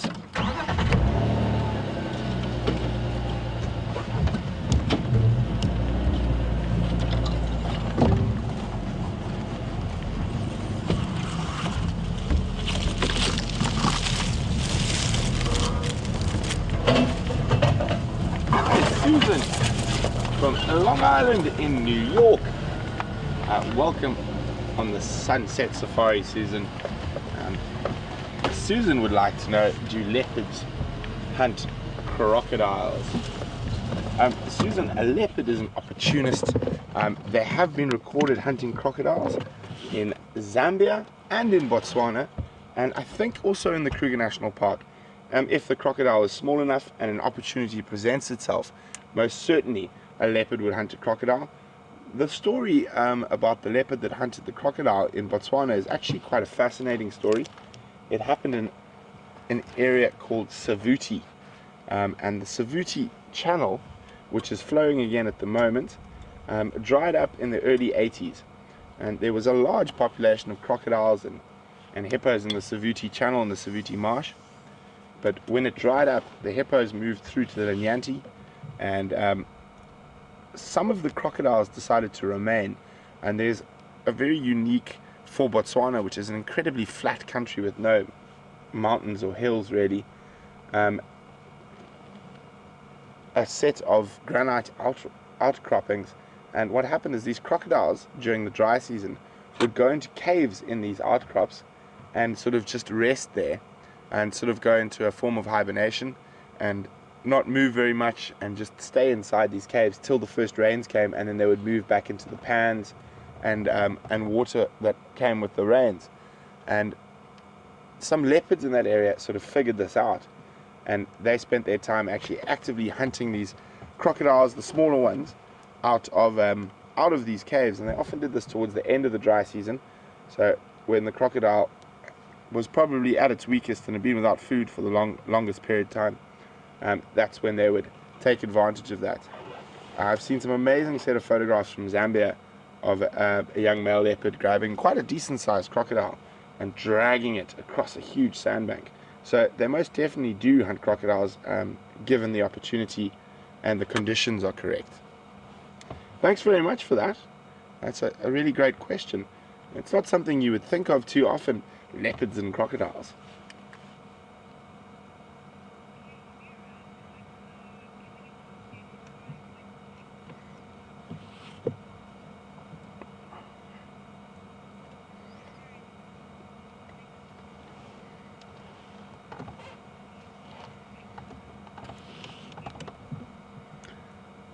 Hi Kashmira, welcome on the Sunset Safari. Really great to have you with us. I hope you've been enjoying your time on the back of James and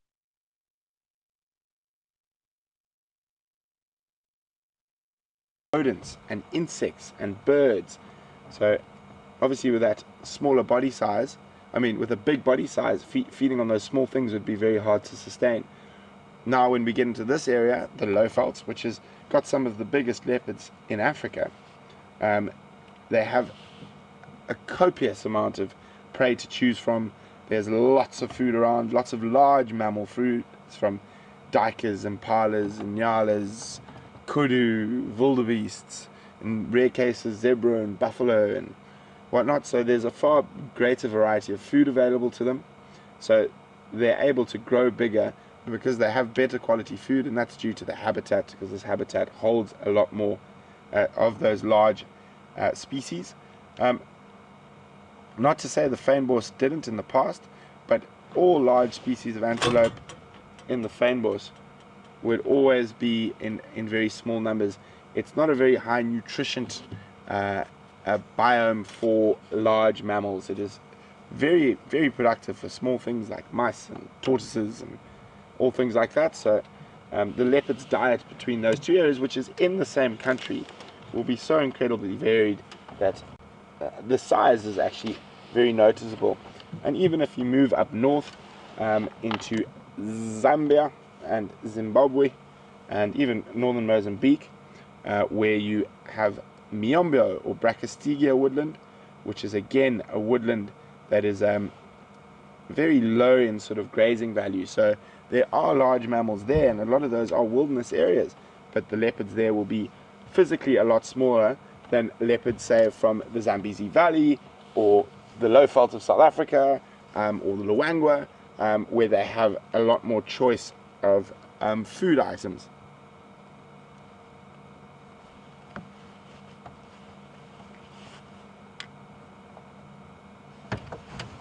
I was just popping my jersey on, getting a bit chilly. I'm sure Mr. Tingana is quite thankful for that, with a belly full as he has. So on a female leopard, they might stay on a kill the size of the duiker, depending on how hungry they are, for even probably a day, a night, and another day. Now with a male leopard, you see he's devoured that whole duiker. He definitely made that kill probably early this morning. Yeah, probably early hours this morning, 1-2 o'clock in the morning, and it is now not even a full 24 hours and he's finished and moved off.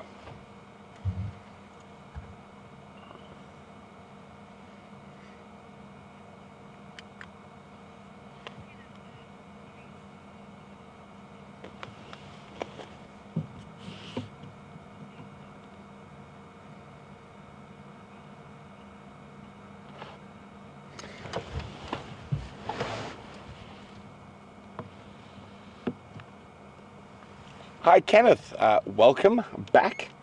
Kenneth asked a bit earlier in the show, what would happen if Mvula and Tingana were to meet? Would they have any form of direct confrontation? It's very difficult to gauge, Kenneth. It changes. At the moment, I'm not sure. Just judging from how far Tingana is pushing into Mvula's territory, I think Mvula might decide discretion is the better part of valor and move away. But he might get pushed to the stage where there will actually be physical confrontation, and those battles can be absolutely ferocious. At the moment, I think Tingana is slightly younger. He's a bit bigger and looks in a bit better shape than Mvula does at the moment. I think Mvula's decided it's better to try move and even release some of his territory to Tingana. And the same way Tingana has decided to do the same with the Anderson male, who's younger, possibly a bit bigger and stronger, and who's pushing in from the south and west. So very interesting. If there are going to be blows, it's going to be if Mvula now gets stuck in a position between another male leopard to the south and east of him, and he's going to have to sort of choose one of them to fight. And who he chooses to fight is going to be very interesting, because he's definitely shown an inclination to try avoid fighting Tingana so far. But if he hits a brick wall on the other side, who might be a younger, stronger leopard, he would be forced into a confrontation with Tingana. And he obviously feels he's probably not going to win it, and that's why he's trying to avoid the confrontation at the moment.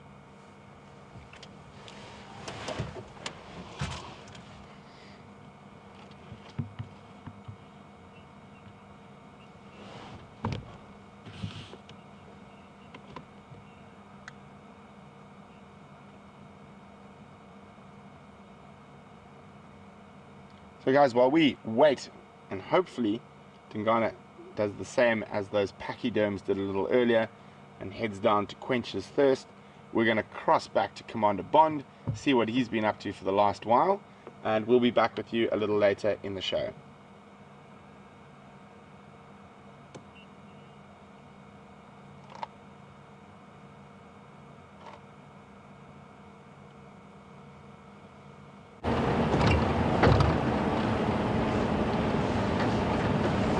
Hi everybody, I hope you've enjoyed the leopard.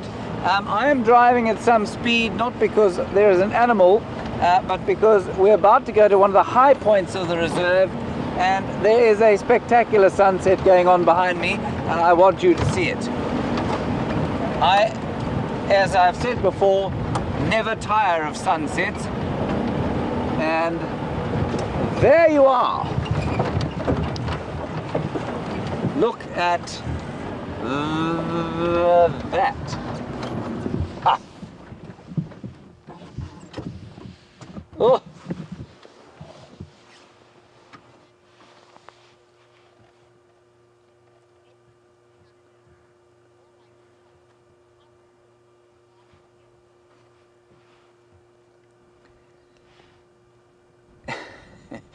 A question, thank you very much for it. I think, if I understand correctly, from room 11 at a school in Edmonton, Canada.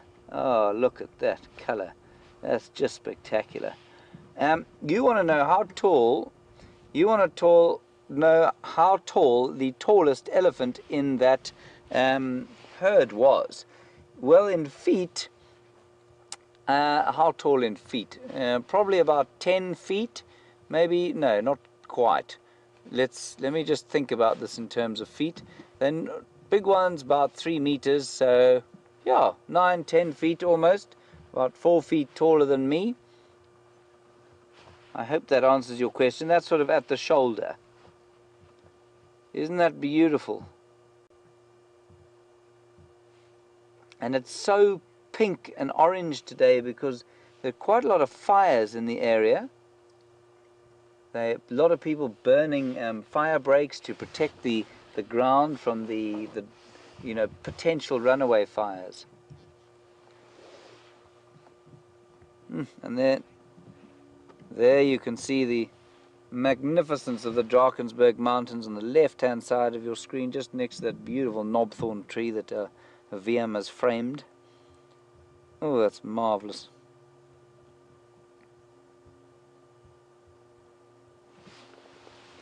So that sort of cloud there you see isn't a cloud, it is definitely a smoke from various fires, I think from people burning land to hopefully get a last green flush before the dry season, but mainly also to burn fire breaks, so that if a runaway fire does come through the area, lodges and things will be protected.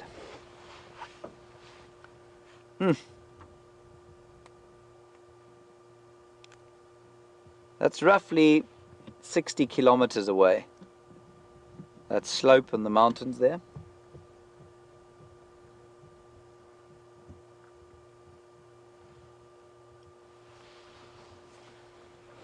Always just a nice time of the day to be quiet and contemplate life, especially after such a wonderful, wonderful elephant sighting.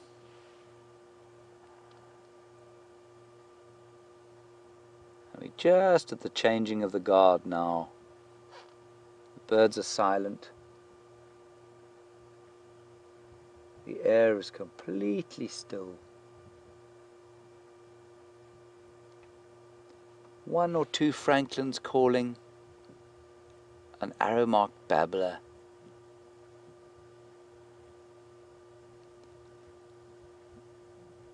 But otherwise it's totally at peace.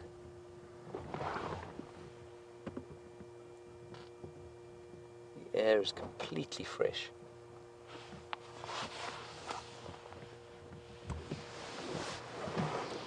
Like I've said before,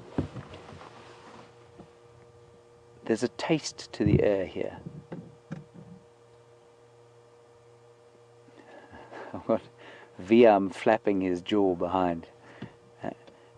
But it tastes like a bit of dust, like it tastes old. Infinitely wonderful.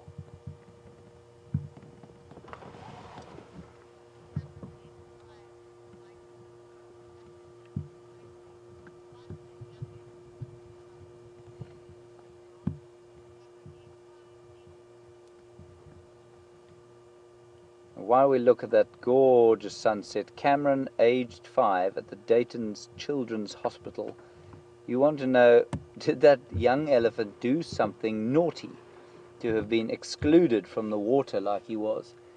Cameron, the answer is most probably he did do something naughty. When elephants get to a sort of teenager age, a bit like human beings, they do become a bit naughty. They start to test their strength, and then their mothers and aunties and older sisters don't tolerate it, and they send them away for a little while. And that's why it's almost like being sent to your room when you've been naughty by your parents. And that's exactly what was going on. So he probably did something like push one of the little calves, or sort of bash his mother out the way, or something like that, and then they would have disciplined him. And that's what happened there. Thanks, Cameron, for your question. It's a good one. Isn't that a beautiful sunset?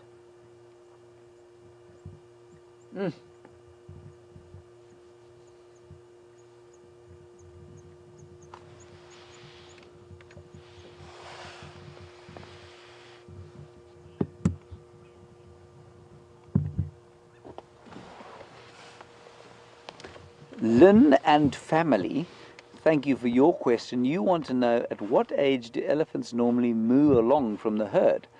Well, you saw the excluded young boy there.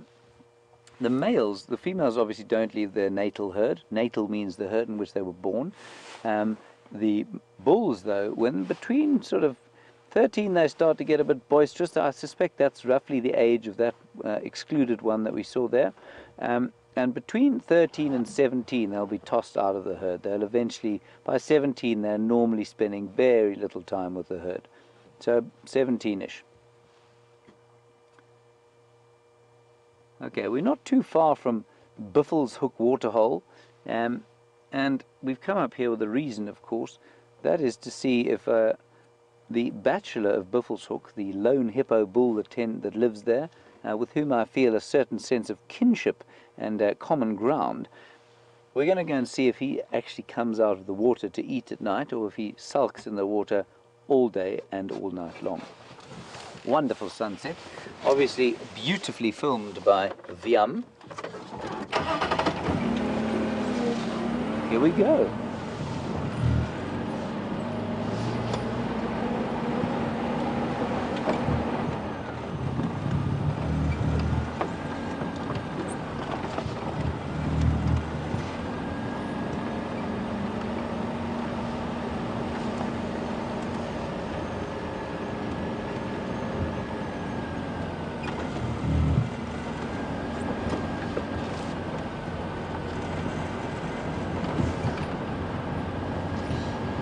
Hi David in Cherry Hill in New Jersey.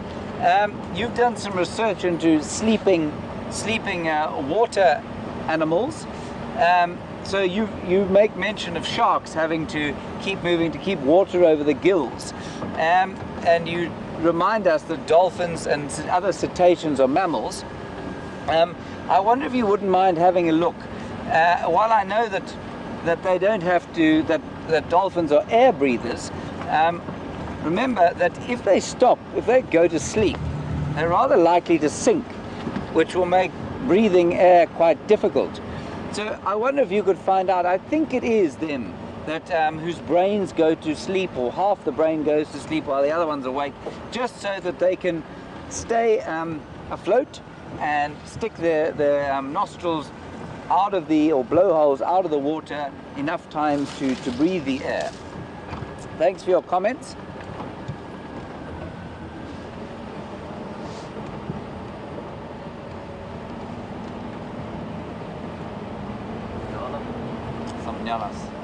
Oh, tiny nyala.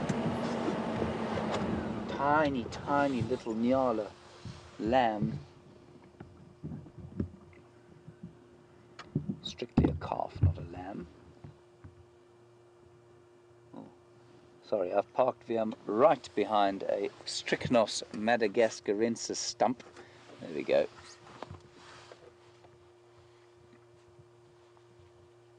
Beautiful little nyala. One can't help feeling a slight pang for him or her as we go into the night time when they're so vulnerable.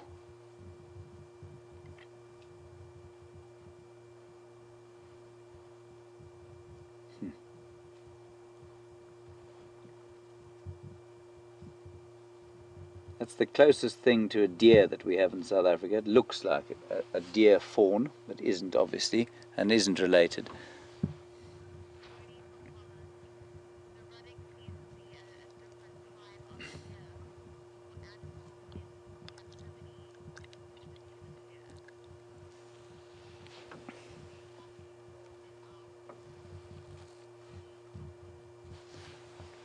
Tony from Holland, I've had a number of amazing questions today, and yours may prove to be the most amazing yet. You say, would animals or antelope, especially things like impala, who rut at a very specific time of year, and therefore lamb at a very specific time of year, would they, if they were in captivity in Europe, where obviously things are totally topsy-turvy compared with here, would they rut at the same time of year? Well, Tony, I think the answer to that is that what brings on the rut is the shortening of the day. And so, because it seems apparently that changes the, that's what causes the testosterone in the males to go up and probably brings on estrus in the females. And so what I suspect happens there is that in the northern hemisphere, where everything is topsy-turvy, and assuming that sort of they are fed in the same way that they would feed in the wild, I imagine that yes, think that it would swap about exactly 6 months because it is the day length. But remember that your day lengths, well, in most parts of where you're watching, so you're at much higher latitudes to us, your day length will change substantially faster than ours, and to a far greater degree. So here, I mean, we're almost at the winter solstice now. Excuse me. It will get dark. It's going to be dark tonight at just after 5:30. And so at the solstice, yeah, 5:20 will be the darkest, and then in winter, at least in summer, the latest it'll stay light here is about 7 o'clock. So you know, in the northern hemisphere, certainly in parts of Europe and in North America, obviously your day lengths vary hugely differently. So it would be interesting to see what effect that had on an antelope, or especially an impala in captivity there. Lovely question, thank you.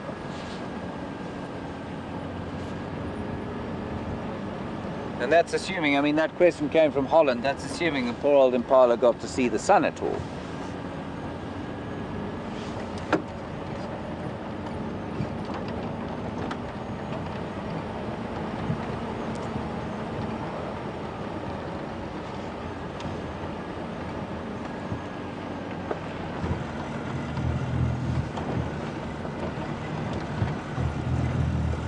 Hello dear in Miami.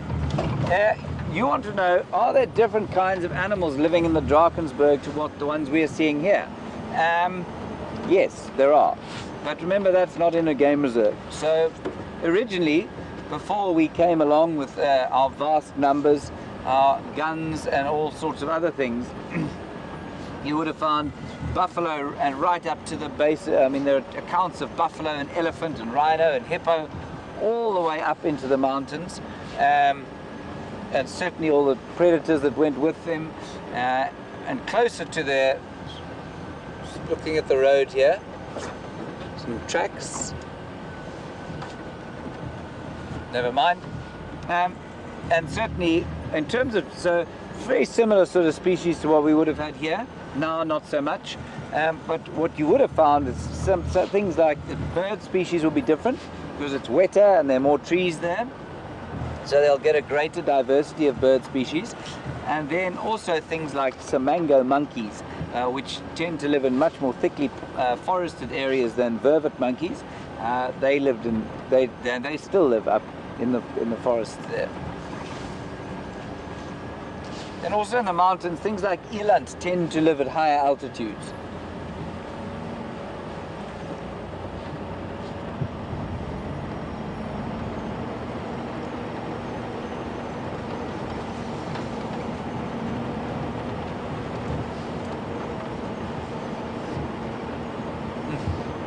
It is a spectacular evening, and I'm very pleased to be up on high here, where the last of the warm breezes is blowing before the chilly drive home. We're just approaching the waterhole now. See if old Bob is leaving for his evening graze.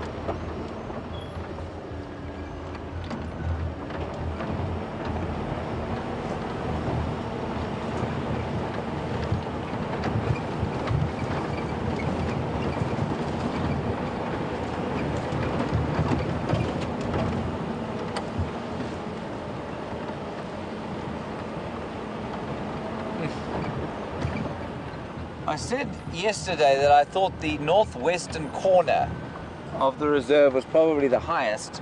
I'm not sure that we aren't on a higher point now, and now just going off it. Certainly nearby the highest point here.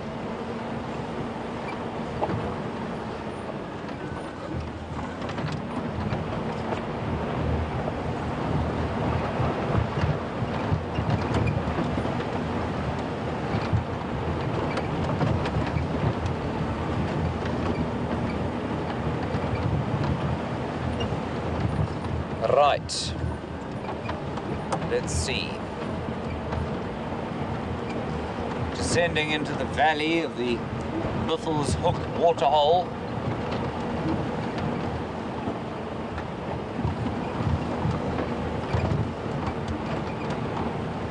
It is.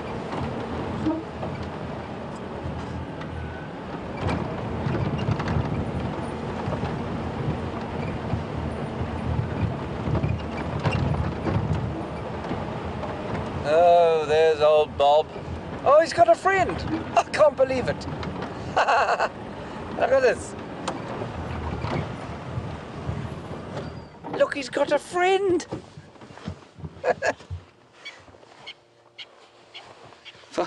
For our new viewers, welcome, and we're very pleased to have you along.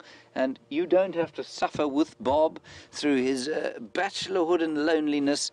The hippo, one of these, I mean, I'm going to pretend if I tell you which one is which, but he was on his own. I think the one on the right was on his own for a long time, and he was dubbed the Bachelor of Buffels Hook, for acronymed to Bob, of course. And finally, he's found a friend. I suspect the friend has found him, but that is just very exciting to see. Now let's hope he doesn't say something silly and chase her off.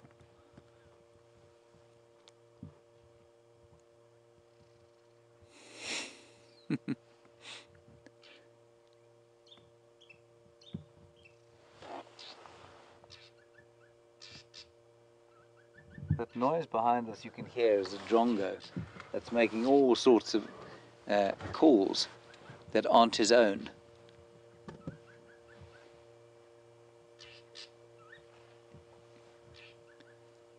Clearly they're in the very early stages of courting, just sort of eyeing each other out.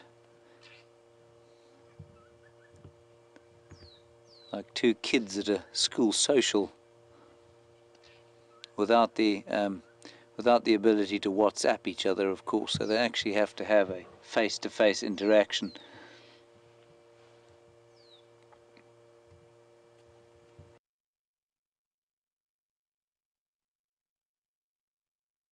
She's waiting for him to come over and ask her to dance. Go on, Bob, be brave.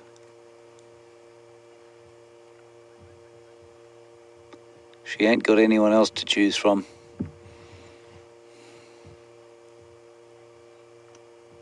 Oh, there we go. I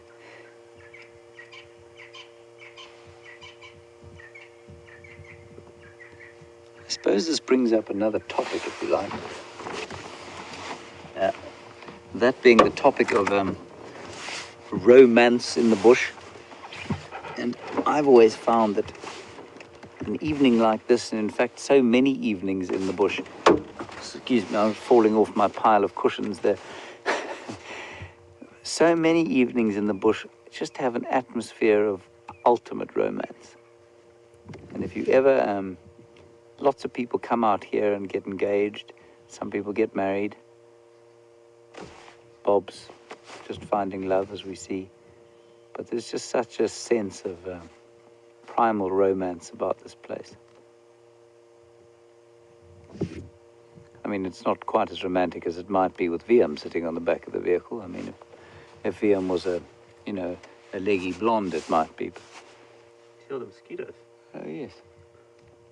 VM's not a particularly romantic person. He's just pointed out a whole lot of mosquitoes that are flying about the place.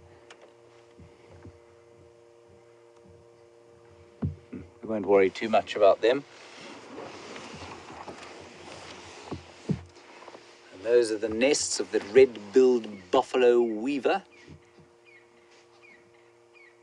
They're inactive at the moment. And just every so often, going across frame, you might see a bat. Probably a little free-tailed bat, and he'll be eating the mosquitoes that VM pointed out while I was trying to be romantic.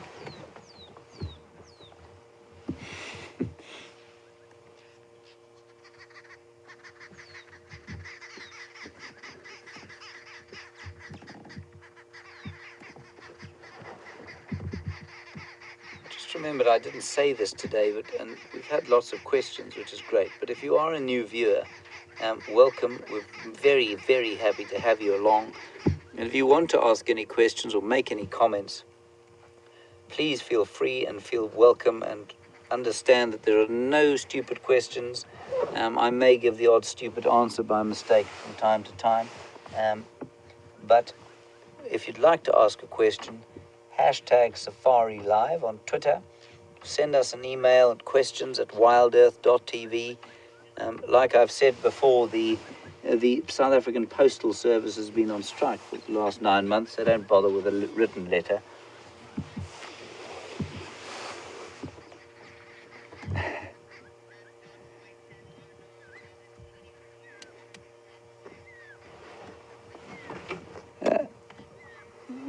You want to know how do I know if this is a girl or not? The other hippo, I don't. It could well be another bull. I'm just I'm hoping for Bob's sake it's a girl. John boy, you think that Bob is cheating on me? No, John boy.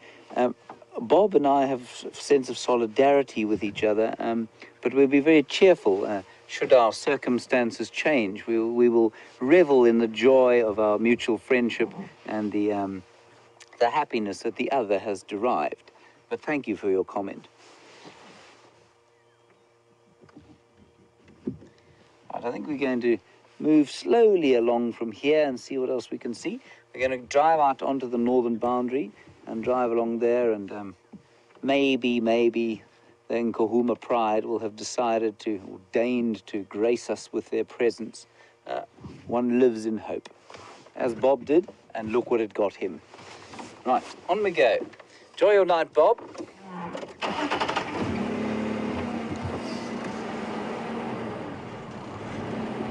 Don't be too shy. Fortune favors the brave.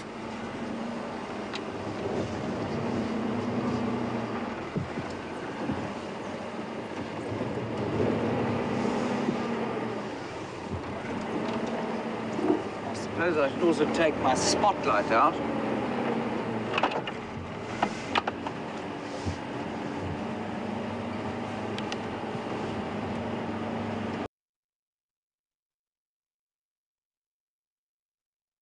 Independent age, so who was moving around by himself and wasn't staying with his mom anymore, there he would probably try kill that leopard, and specifically if it was another big male leopard, he would definitely try fight with that leopard. Unless he thought that leopard was bigger, then he'd probably run away.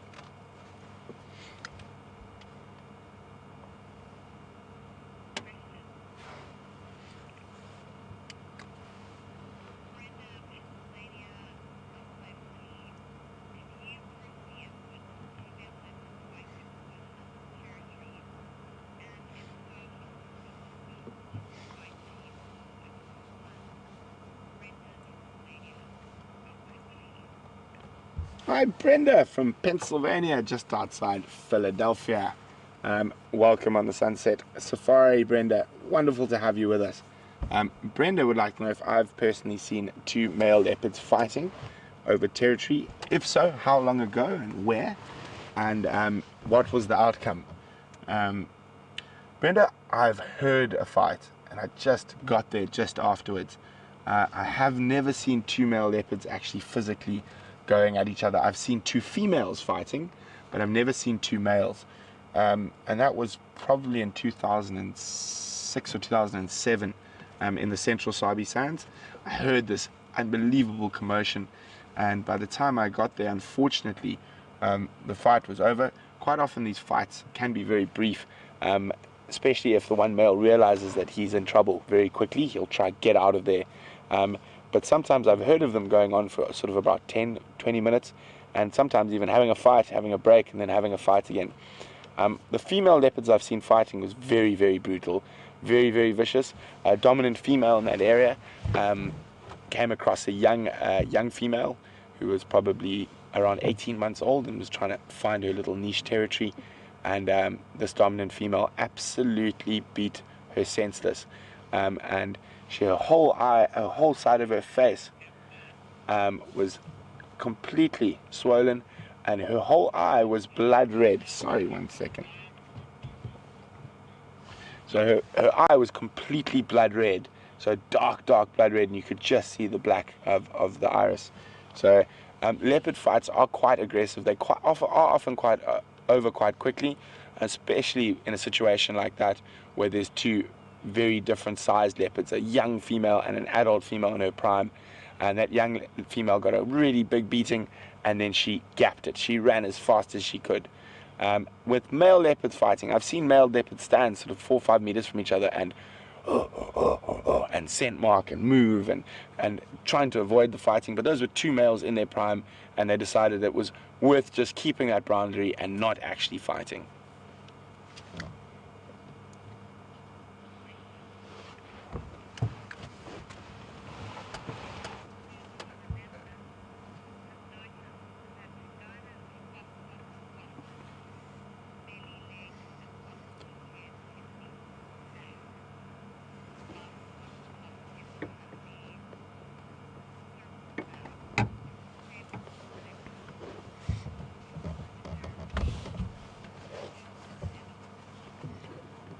Hi, Susan from the Netherlands.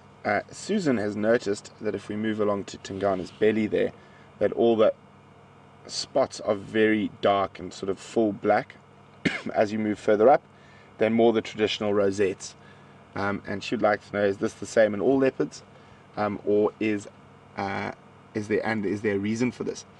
Well, Susan, no leopard has the same spots, and I've seen leopards that have more rosettes on their bellies than that, but they do have a certain percentage that will be full black spots, generally on their lower part of their body, and it works the same way as the rosettes to break up the shape, but each individual will have a different, very different pattern all over their body.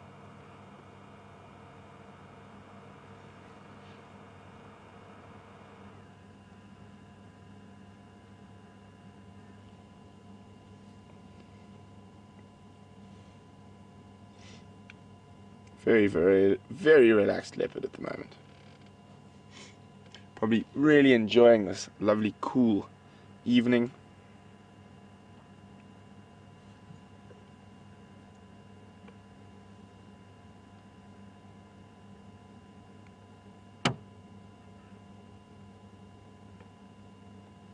It's amazing how still the bush is at the moment.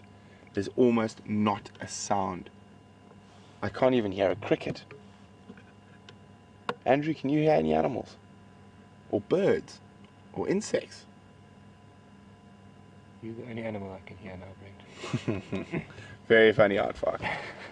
Aardvark says I'm the only animal he can hear at the moment. But it is amazing how sometimes these winter evenings are almost deathly quiet. Ah, I can hear one bird in the distance. And it's Commander Bond's favorite, the scrub robin, the white-browed scrub robin.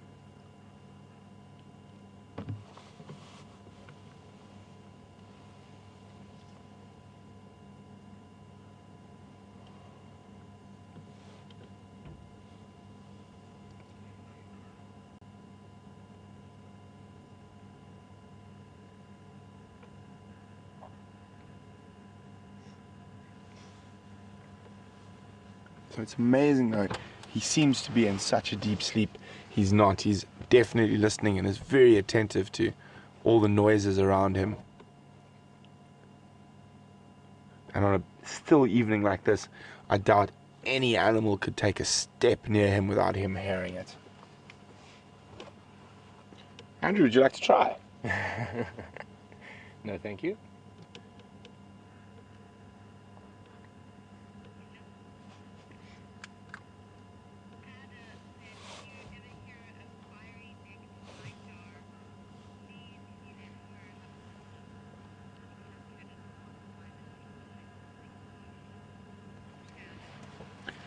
Evening, Gerda. Gerda says if I hear a fiery-necked nightjar, please could I stop and listen and let her hear it, because she hasn't heard it in such a long time and she's missing the bush. Gerda, strangely enough, you don't really hear them calling too often in the winter months, but I can make a special exception for you, Gerda.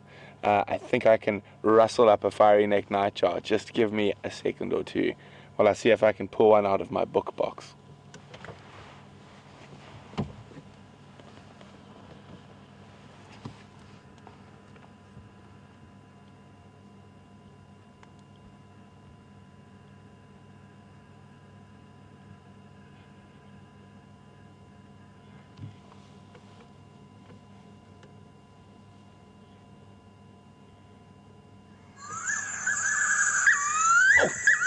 We found a fiery-necked nightjar. Not quite the real thing, Gerda, but I hope it gives you a little taste of the African bush. I managed to pull it out of my box. A fiery-necked nightjar.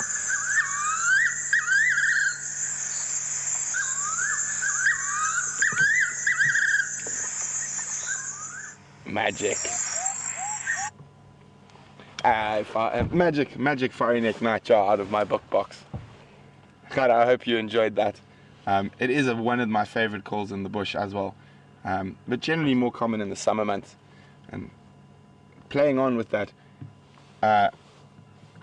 sort of words that birds say, us putting sort of human words to bird calls. It's quite often described as that a fiery-necked nightjar says, "Good Lord, deliver us. Good Lord, deliver us." So he's the religious one in the bird family.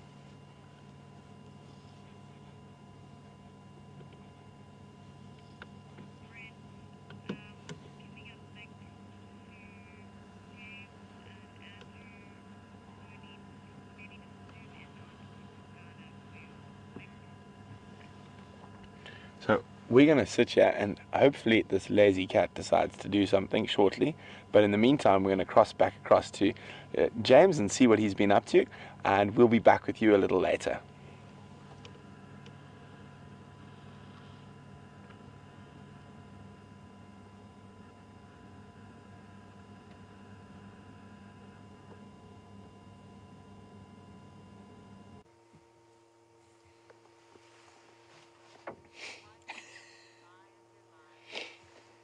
Hi everybody, back on Jigger. We've stopped here on a crest, and what we're doing is we're just having a look down to the deep west over the valleys, and you can see Viam there is just pulling focus there onto the flickering light of one of the villages here.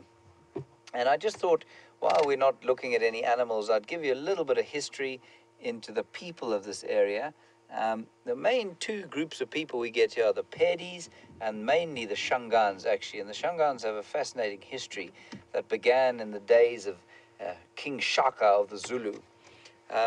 He has a wonderful name, does Shaka. It's Ushaga ga Sezanga Kona. Try and say that a few times. Ushaga ga Sezanga Kona. And Ushaga, the king of the fabled king of the Zulus, had a general called Manukosi, and Manukosi was the chief of a smaller sort of group in the Zulu people called the Ndwandwe, and he didn't take too kindly to taking instruction from old Shaka, and he disappeared up the coastal plain of Mozambique at one stage, and eventually came up on the Tsonga people. And although the Ndwandwe were mainly Zulu speakers, I think they were mainly men, and they adopted the language of the Tsonga people, which is a Bantu language, much like Zulu, structurally the same, but vocabulary is very different. And after a while, those people became he adopted the name, Manukosi adopted the name Soshangane, and his people became known thenceforth as the Mashangan, and in Mozambique, the Vatsonga. And they then eventually filtered back across the coastal plain of Mozambique into this area here where they are settled today. And those are their villages that you can see in the west, nestled in the sort of lee of the mountain, or basically halfway between where we are now and where the mountains are. And there are roughly 9 million people living on the borders of the Kruger National Park at the moment. Most of them in pretty poverty-stricken villages, but especially at this time of night, there's a really lovely feel about those villages. And it's so interesting, you know, people in those villages live on an average of probably about 1,000 rand a month, if that. I mean, that would be quite a lot for most of them. There's an unemployment rate of up to 60%.